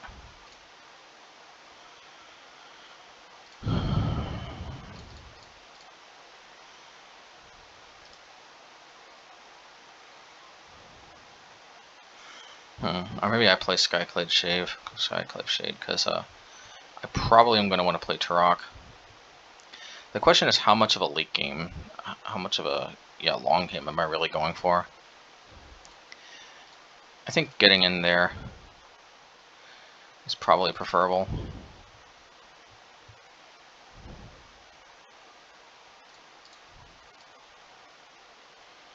Of course, this means that I can't hold up Fatal Push, but I didn't know I was going to draw that, and it was definitely looking like I was going to put Lurrus to hand.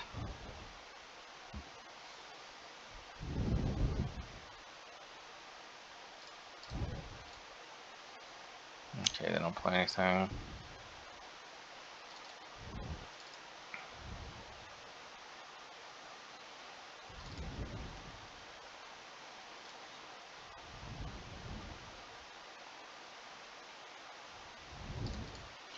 Are they going to play Solitude? That is the question.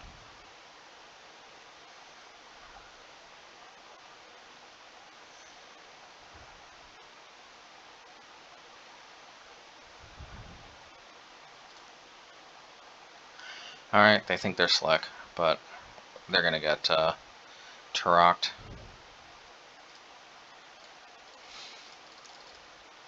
Yeah, I think you're slick now. Take this 3 for 1, and the pro white is very relevant. I would have preferred to hit non-land cards, but hey. What can you do?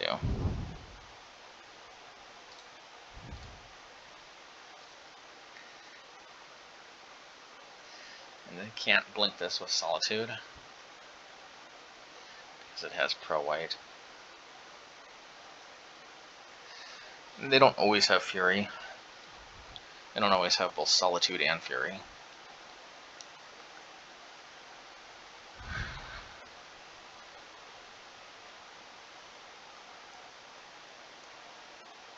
Hopefully they forget about the pro white. Okay.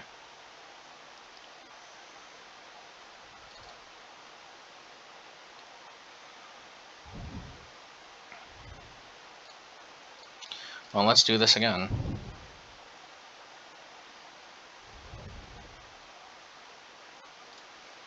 Keep this one.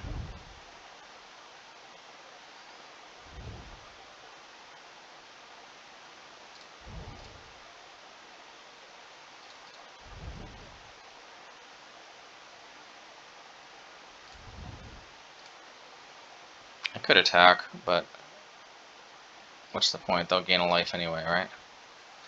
I think we're kind of I don't know.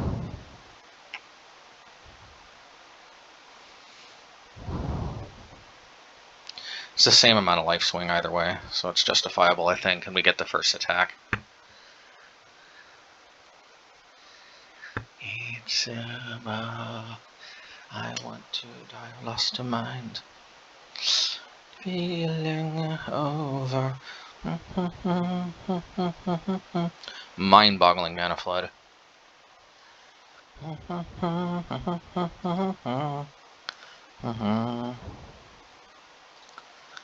Alrighty.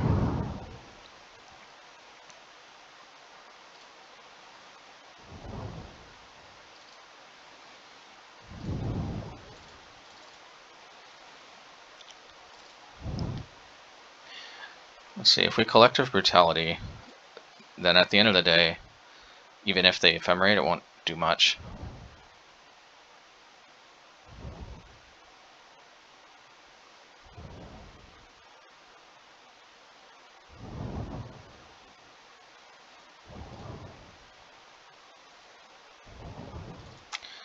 And we're holding on to Mishra's Bauble, so we can trigger Revolt.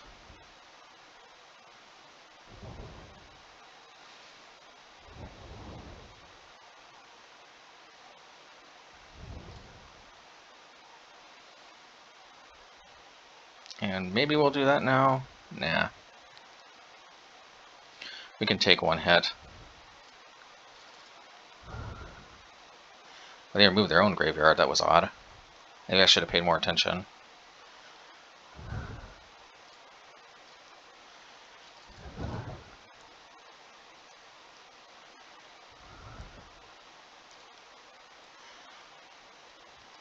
You know, maybe it's okay, and I'll do the Fatal Push. Good to know about.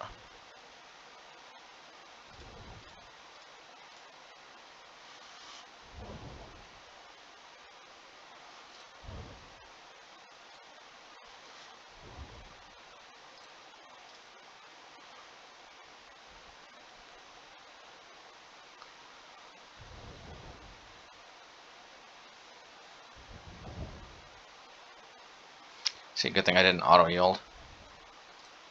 Draw a card, draw a card, draw a card, draw a card. They can't bounce. Turok. Pro White is a very cool ability.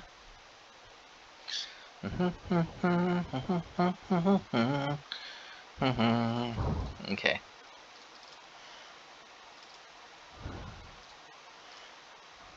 Let's play Skyclade Shave and attack Teferi and return a Lurrus to hand. Yes, they'll just Solitude it, but I'm fine with that. Because that'll hopefully bait them into not getting Lurrus.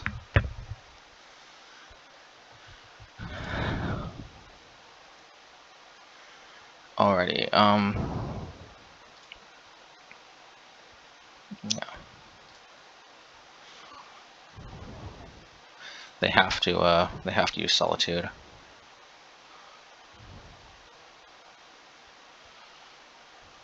Which means hopefully Lurrus can do its thing.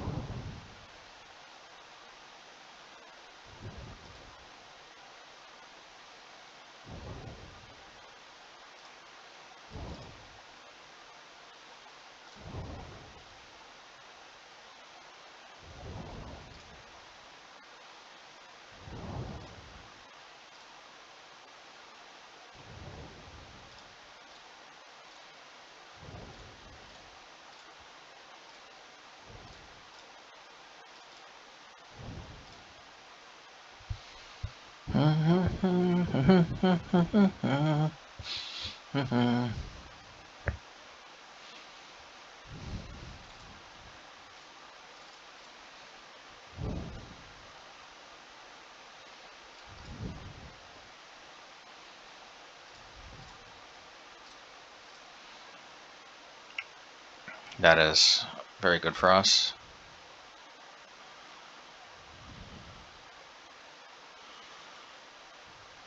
That is not good for us. Alrighty.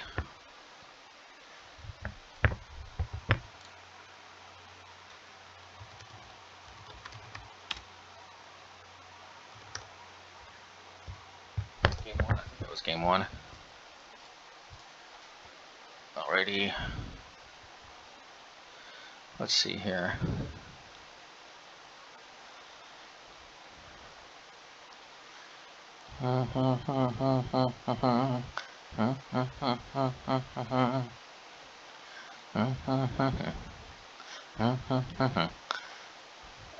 Okay, what do we want and what do we need?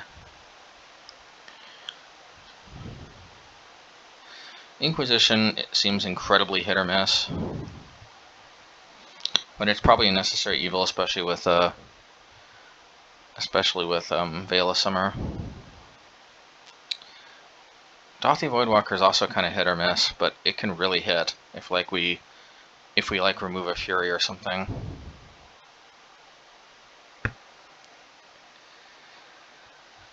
Skyclave Shade. This is bad against Solitude, good against Fury. You know what it is? Collective Brutality happened to be good that game, but in reality, I just don't think there's like any targets for it. No, I'm probably wrong. Probably we need to be able to deal with Risen Reef. But that's like all this hits is Risen Reef.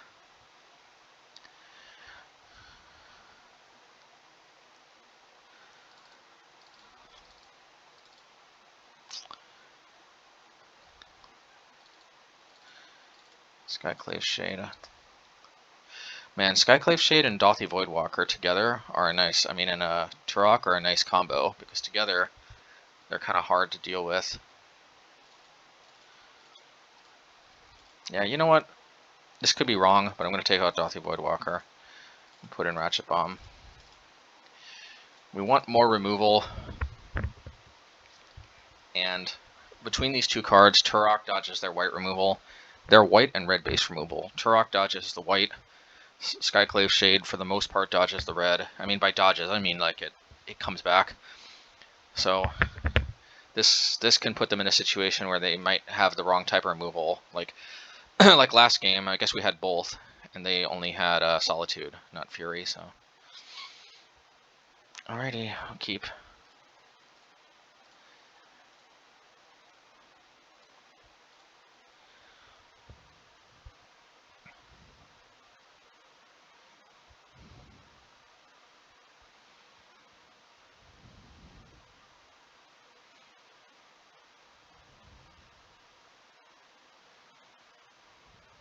Of course.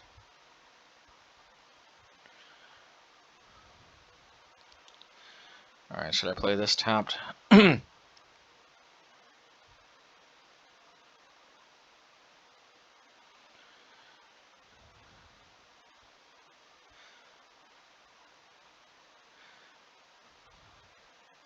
let's do this. I got a very strong feeling. Like, I guess we can try to use Ratchet Bomb to enable, I don't know.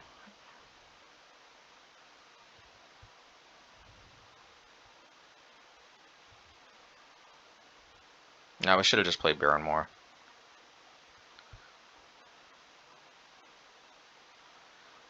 Oh, okay. Maybe they're just dishing Risen Reef because it's so vulnerable. Alrighty. And I guess we'll cycle this.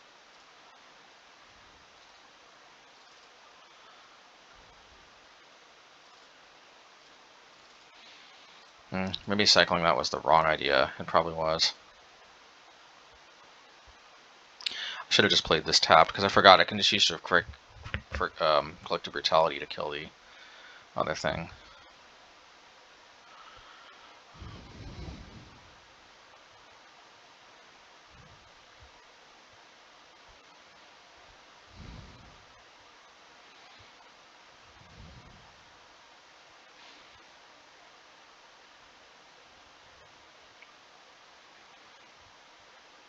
I guess if you play for the really long game though, then Barren Moor. If we still curve out with lands, that could be the difference in winning and losing though, cycling that Barren Moor. But if we do not curve out, then make no mistake, it was a mistake. Okay, it was a mistake.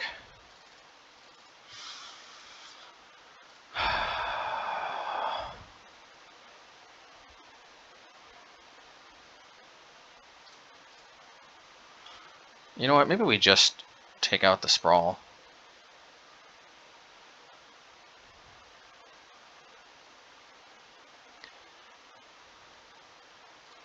You know what, yeah. Let's just take out the Sprawl. I should be at 3 mana though right now.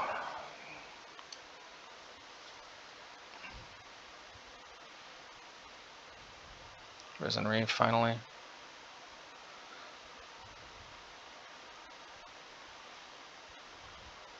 Okay, so I do play Risen Reef.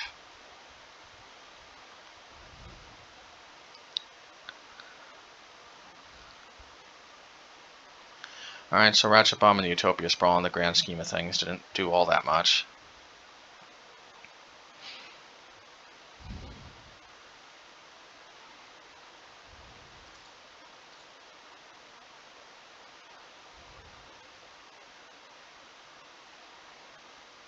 I'm going to escalate 2 modes. The problem is the only instant they have is Ephemerate, so maybe not.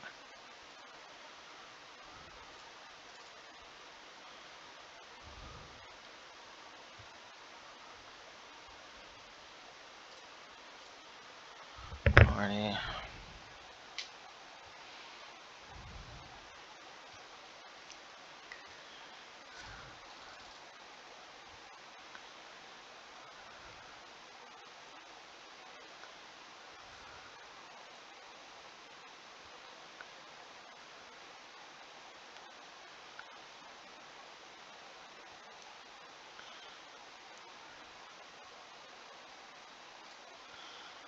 Well, this kind of is what it is.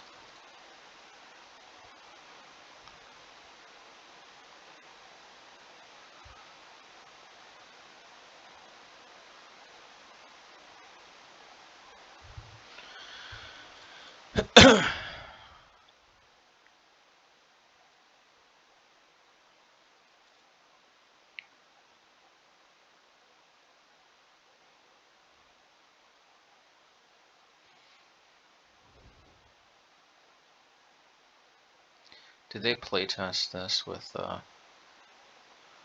fetch lands, I wonder?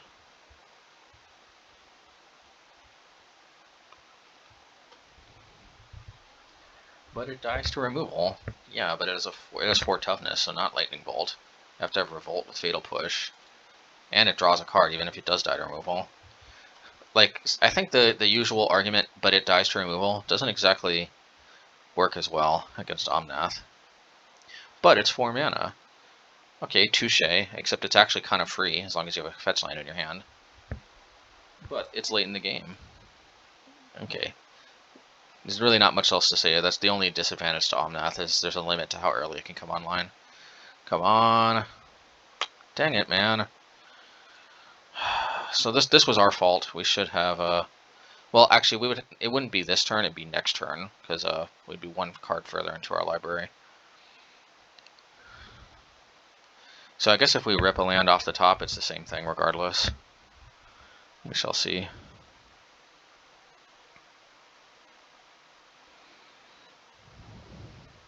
I might just have to blow the Ratchet Bomb just so we don't take damage off of Omnath. I might just do that. Ah, that can't be right.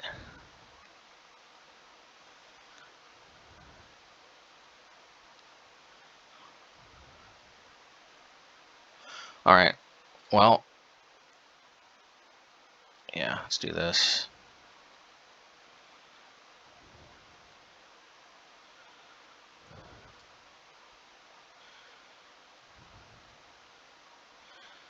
I guess they triggered Revolt for us.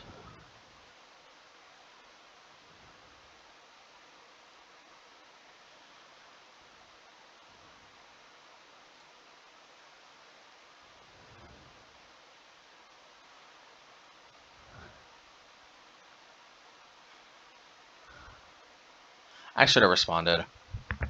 They would have had to crack the other fetch land, but we wouldn't have taken 5.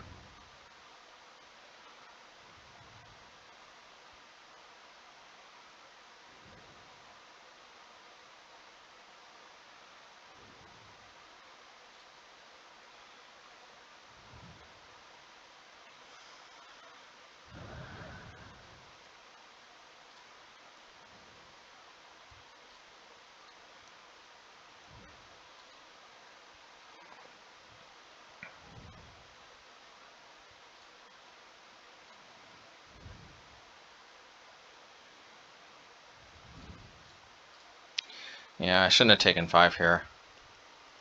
Or 4, I guess.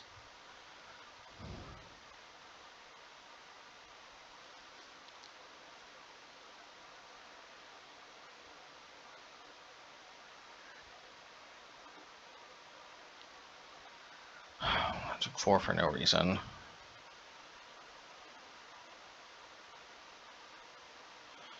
Well, maybe Turok does the Lord's work. Alright. We have to hope.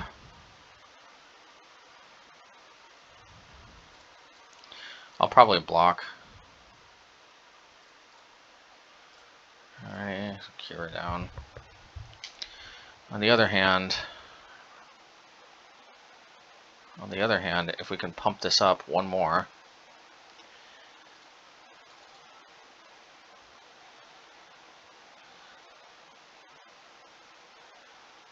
Oh, if it's just another Fury, then that's just probably GG.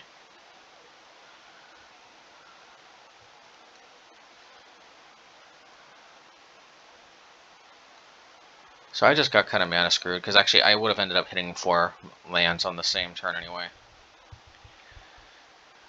Because I dug 1 card deeper with the Barren Moor.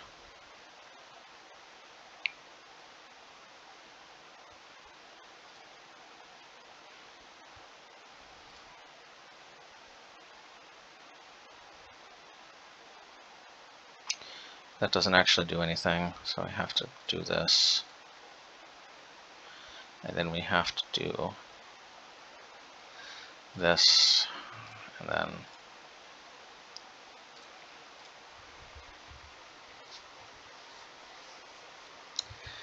then I don't even know.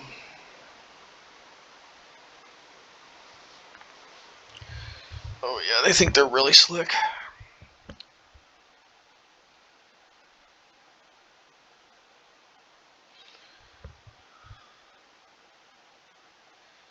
Last time they had the Solitude Parade, this time they have the Fury Parade.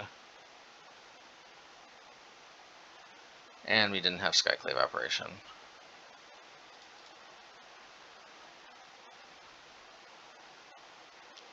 Man, here Ratchet Bomb didn't really do all that much, but I still think, I think it was just us getting mana screwed. I'm not going to diagnose Ratchet Bomb as being the problem. Definitely Voidwalker would have just eaten a Fury and not done anything.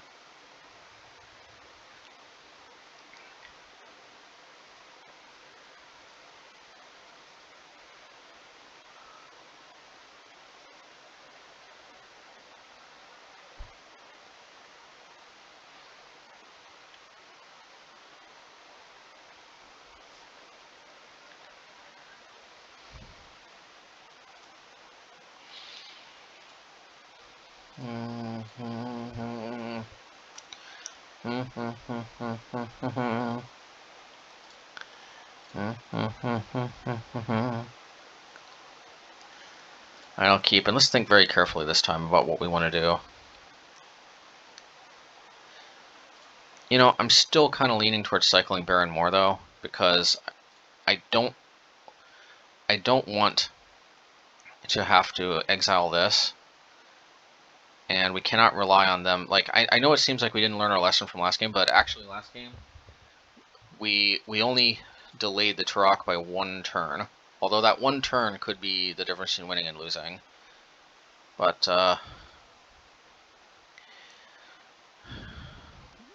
we need to cycle Cling to Dust, and I guess we can here, so maybe we just do that.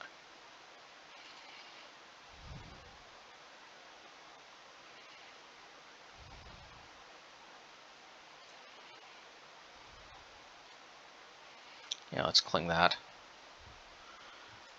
Let's look at what they got coming up. That is really good to know about.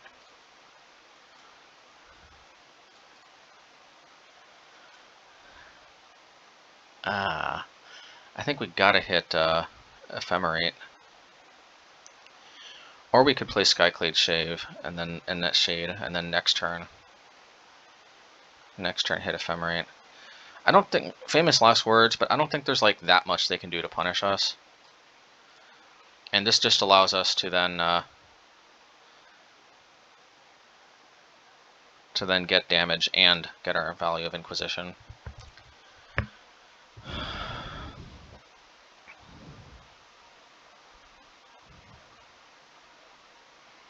On the other hand, we could have Inquisition taken Risen Reef.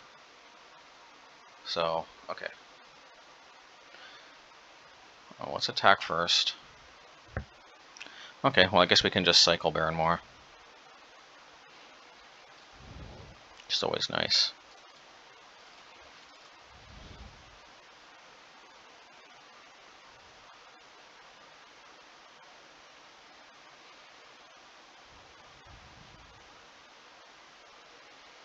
Alright, we'll just bring it back, I guess. Oh man, my graveyard.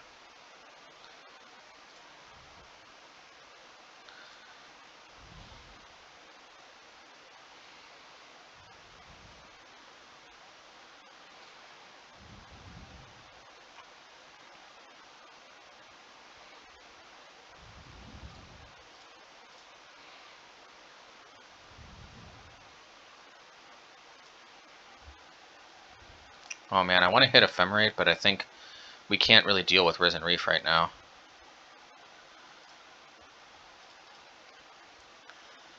Let's bring this guy back.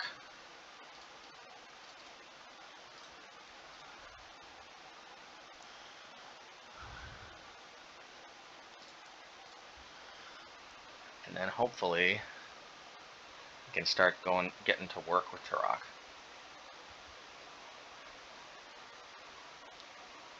Don't tell me. Okay.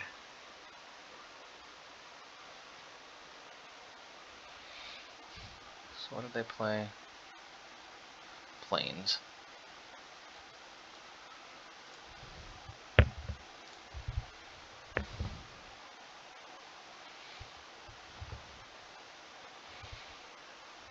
Well, maybe we keep them off guard.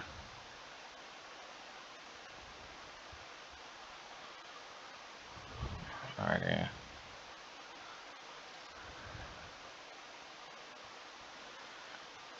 Alright, we definitely have to Turok.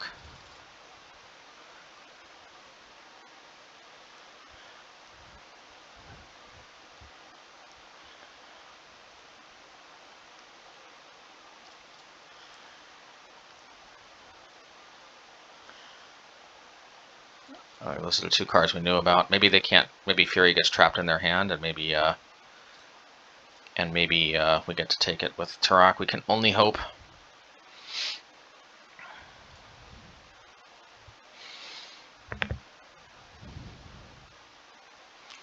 They gotta have something in their hand, because, like, why didn't they put Kira to their hand? Maybe because they wanted to dodge. Oh, okay.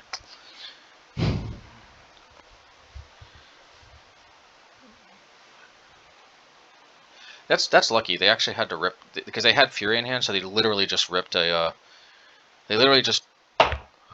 Windswept Heath. But you know, it's okay.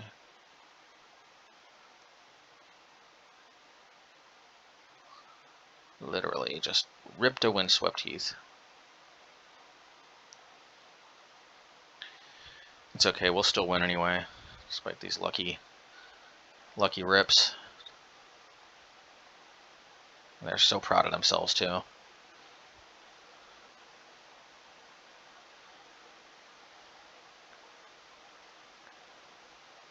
See, beating up stupid decks is one reason I like the other version. It just beats up stupidity like this.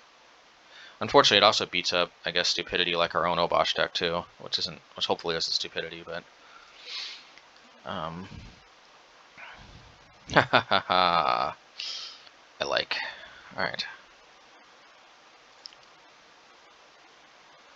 Yeah, we'll bring this back. And I guess we'll Infernal Grasp before they can Ephemerate it.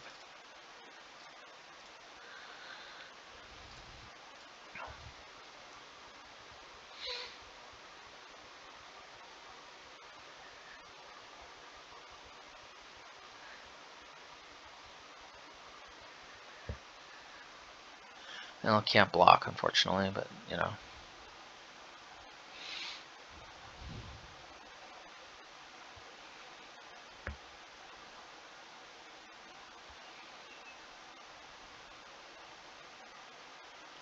LOL. And they're just refusing to put Kira to their hand.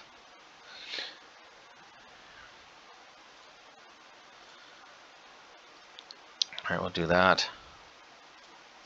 We'll do that. Maybe we still clear up this stupidity, even though we don't have unlimited removal like the other version.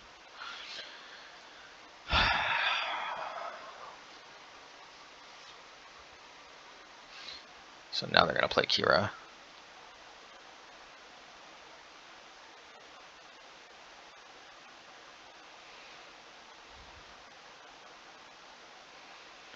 Yeah, I think they're really slick. And we have a pro-white creature, so we should be good.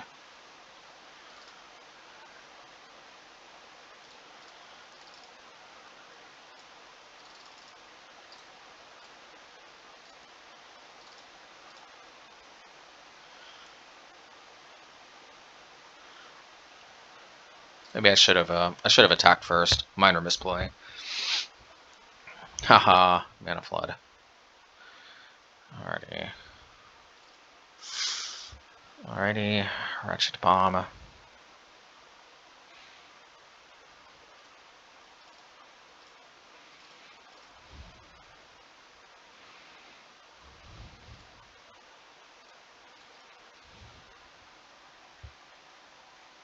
I could bring back Turok, but that's the point. We'll try to sacrifice Ratchet Bomb if they, I don't know, do something to it. Okay, so they drew Collective Brutality, or whatever that's called. They drew whatever it's called.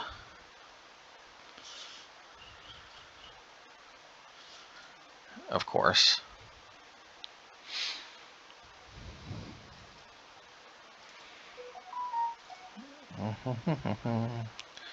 Infernal Grasp is pretty good. I think we may want to save that, though, for something else.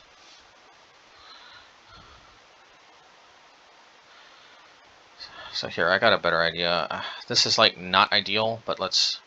I mean, we did hit a Utopia Sprawl, so let's do this. Let's lose 2 life. I know that's more life than we would like to lose, but it is what it is.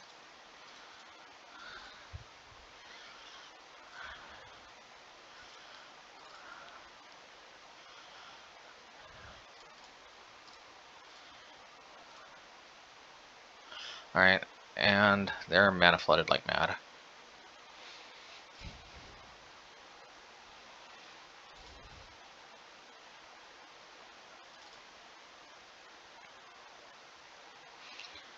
Okay, I'm just playing stuff out so I can get more mileage out of my...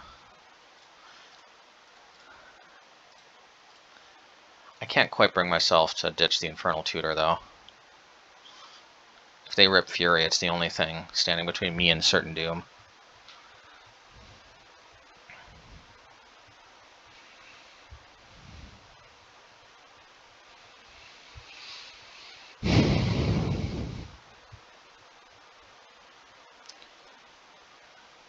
So Skyclave Shade got exiled.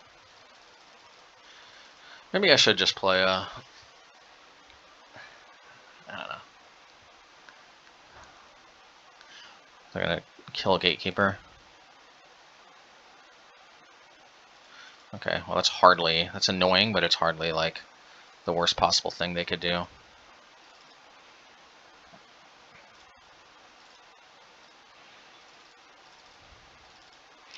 I feel like I need to keep drawing cards. Yep.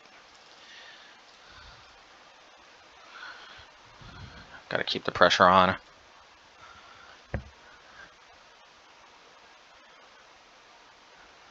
Right, they finally drew Fairy. Or what is this? They tapped their mana wrong. Alright, we knew this day was coming, folks.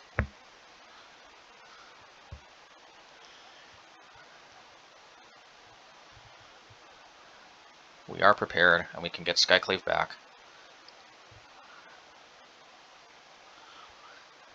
Alright, keeps things interesting.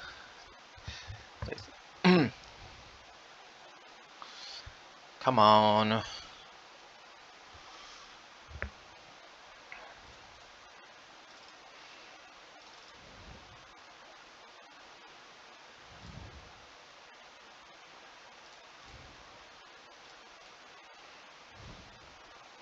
So we can't activate as well, so I think we'll just do this now.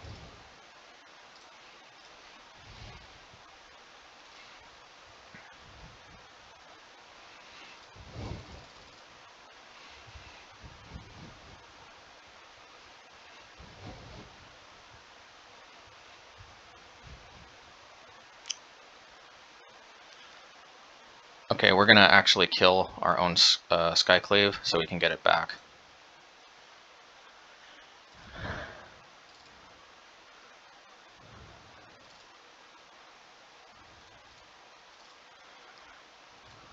I don't think they play Lightning Bolt, so I think we're okay. Yeah. I think that was the right move. Bring this thing back.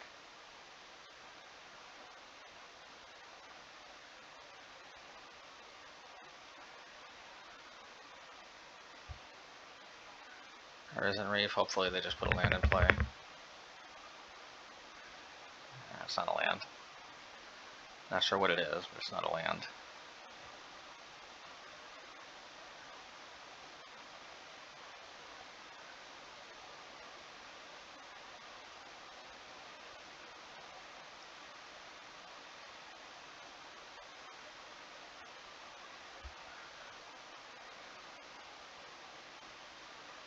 It's like the perfect 1-2 draw they could have drawn.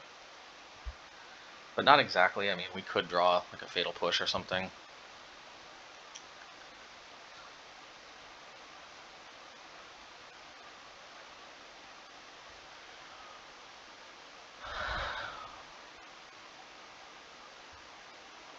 And I think they have to block unless they have Fury or Solitude or something in a pitch.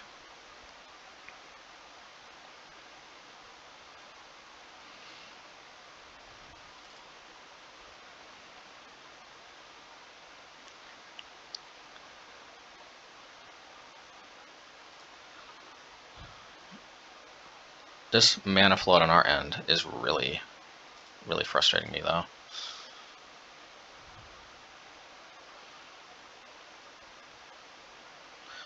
Well, at least we deal with this thing. Well, let's bring this back with the kicker, shall we?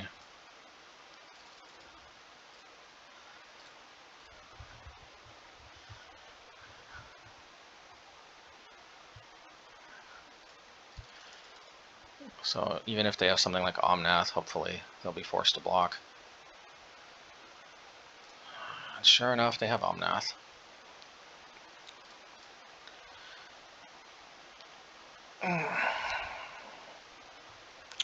They gain life, of course.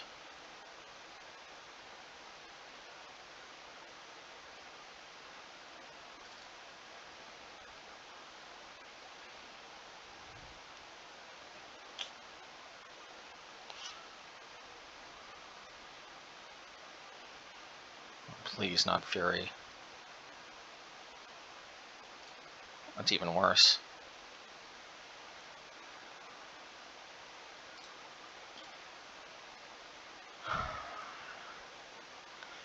On the upside, we get to draw more cards. Or live one more turn. And with them so low on the clock, maybe the... Oh my goodness! What is this? And where is my, my Cling to Dusts?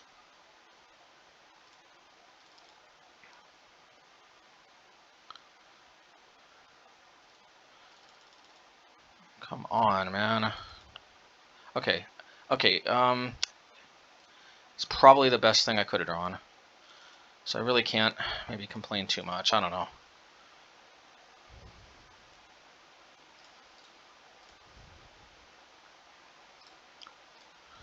So annoying.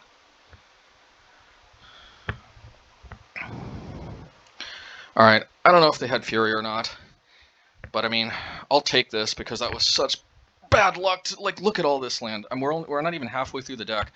We have, what do you call it, like, if there's ever been a version of any deck that we've built, oh, and yeah, let's return to the game.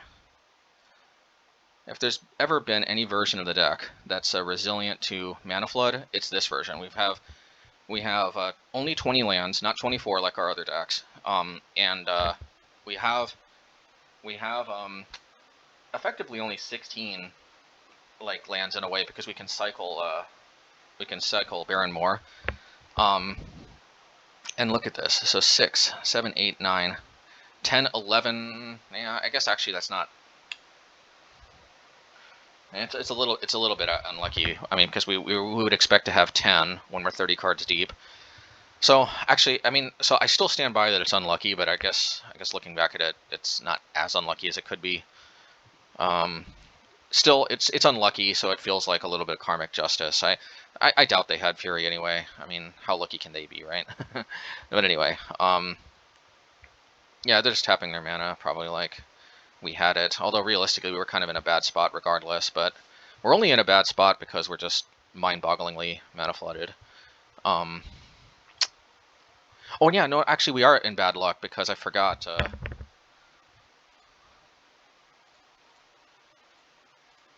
Yeah, we didn't draw. We drew only one Barren Moor. So actually, we should be and we cycled it. So we should be considering this 16 lands. So we should expect about 8 non-Barren Moor lands in the top 30 cards. Instead, we drew 11. And I don't think I cracked a single fetch land. No, I didn't. Oh no, maybe I cracked one. No, I didn't. Didn't crack a single fetch land, so all of these lands you see what you get. Yeah, so I guess this makes up for the fact that we were getting mind-bogglingly unlucky. Yeah, Barren Moor really helps out, smooth out, so we don't overflood. 6, 7, 8, 9, 10, 11. Yeah, lands when we should expect to have 8 in the top. 30. All right, I'll take it. I guess post-league wrap-up. Am I going to go back to this version? Maybe. Ooh, I'm divided, though, actually. I like both versions. Wait a minute. Was this 2-0? No, this was 2-1. Anywho's it. Yeah, I like both versions, but anyway. Well. Post-league wrap-up. So, yeah, so what is the takeaway? Again, shout out to Rob Terry for that suggestion on Infernal Grasp. I think that was a, can't remember, I think Rob Terry was here in the YouTube comments. I get confused sometimes about the comments I get on Twitter versus the ones I get on YouTube, but yeah, I think Rob Terry here on YouTube. Yeah, thanks, man, for suggesting Infernal Grasp. I mean, this card saved our butts more times than we can count. Now, of course, like against Fury, you know, Dismember might be somewhat better because we can sink all 3 mana into it and not lose any life. But the flexibility, man, like this card can hit Murktide, no problem. It is unfortunate that if the game goes long, it just gets shut off completely. But in a way, we're kind of a Sue Black deck, you know, like the old archetype Sue Black. I don't know. I think this card was what I was looking for. Like one of the whole reasons why I did a detour into the other version of Companionless, and actually I've still got this deck here. I'm not ready to deassemble it. I just felt like I kind of oof, it's actually tough. Both of these versions have their merits. The thing I like about this version is that Liliana uptick ensures that we never get stuck with those duds in our hand like we do sometimes with this version. Like if we have useless removal spells, which we don't have as many because we can cycle Easy Prey. And I suppose Easy Prey could just turn into Grass, but Murderous Rider I think is already kind of taxing with its swift end. Yeah, so probably Easy Prey is still good to cycle. So number one, we don't play as many cards that just get stuck in our hand, you know, full stop.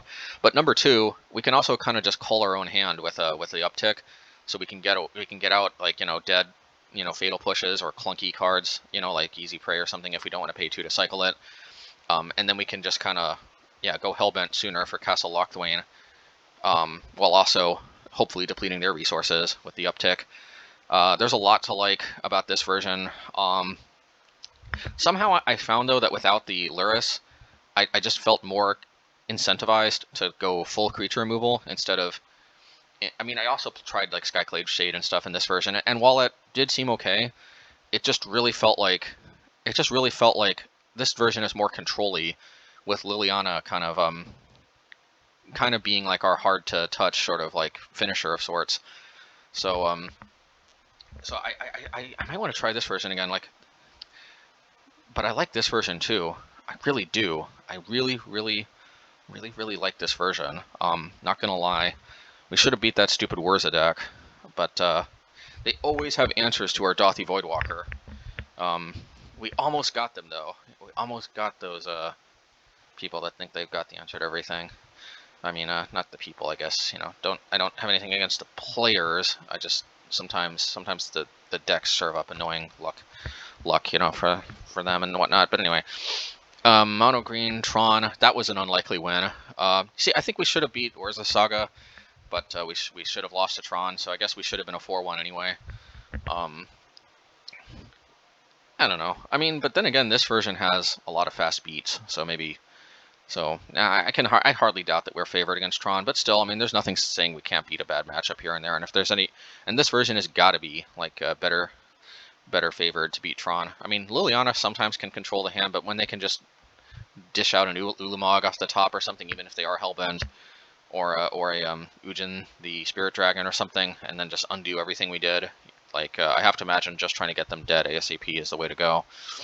Azorius control. I was a little worried about this too, because Liliana is such a house against control. Like, I was a little worried about losing access to her. But just the really quick beats from Skyclave and Dothy Voidwalker really helped here. Mono red Eldrazi. Not really sure what was going on there. There was definitely some misplays, but Infernal Grasp definitely helps. This is also one of those matchups where Dismember is for the most part better, but still. Yeah. Let me see here. You know, where's the Saga? I mean, it is what it is. I think we definitely could have won that. Elementals. We're just getting insanely lucky that last game. I mean, we won on time, but I think we should win the match anyway. Like, when we Turok them like multiple times, I think that's kind of hard for them to come back. Plus, we have like unlimited card advantage with the Castle Locthwain and almost unlimited creature removal. Not as much. The other version, it's like the companionless version, like it's a wrap against elementals. We just have like literally unlimited creature removal, and they don't have Celestial Purge as far as I'm aware. They don't bring that in the sideboard.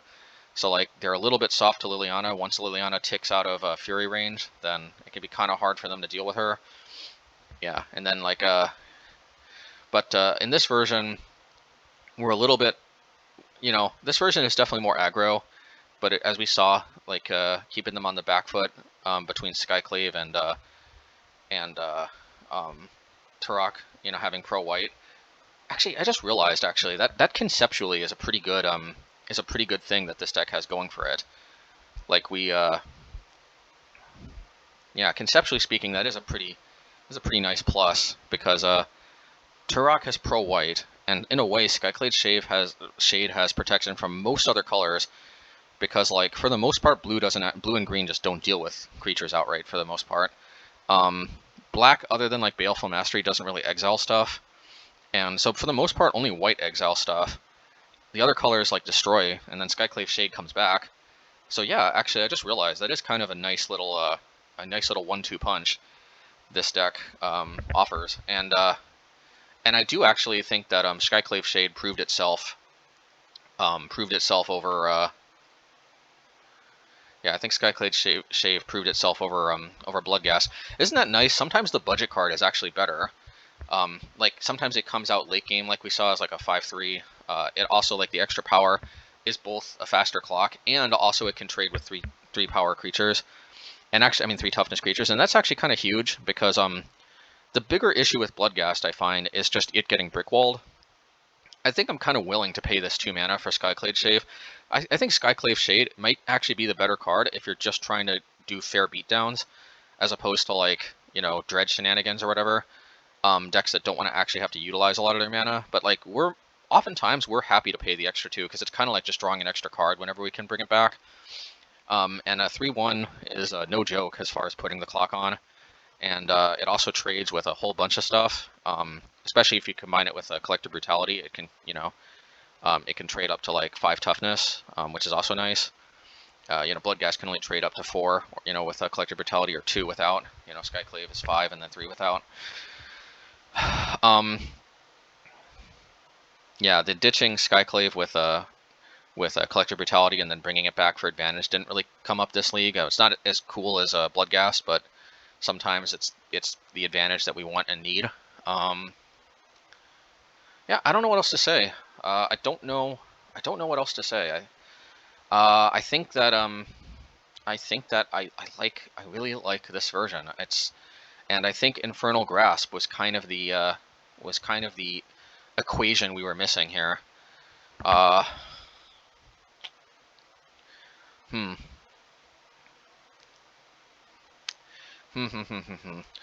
this is a good alternative version. I might bookmark this. This might end up being the budget version of the deck. I might still jam the companionless version for a bit more, and this might end up being like the budget version. I don't know though, man. The budget version might actually be better. It's more proactive. It's more proactive, but I have a feeling that this deck is going to be a little softer to things like elementals, for example, you know, Domain Zoo. you know, 8 whack. Like, you know, the other version has literally unlimited removal. This version has almost unlimited removal. Anyway, I guess we could just have 2 different versions of the deck. Makes me wonder if I should try to build alternative versions of like all my decks. Why would I do that, right? Why would I drive myself nuts? But this is like one of the first times that I actually feel like there's a fork in the road, where it's actually not. Most of the time I'm fairly confident. Like, I'm fairly confident that straight mono blue in Merfolk is better than like a light black splash for Lurrus. I suppose I could just keep the Lurrus version around and just develop that on the side. I mean, why not, right? I guess I could.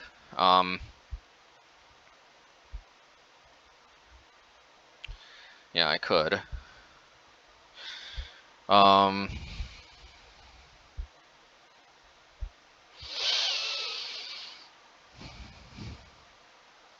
Maybe I'll just switch to this version though, because when I actually buy the deck in paper, I don't want to shell out for the Lilianas. I'll just be honest.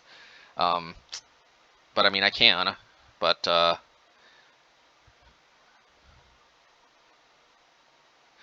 could. I suppose in theory I could make this deck more creature removal heavy by tossing in Easy Prey instead of like Skyclave Shade or something, or.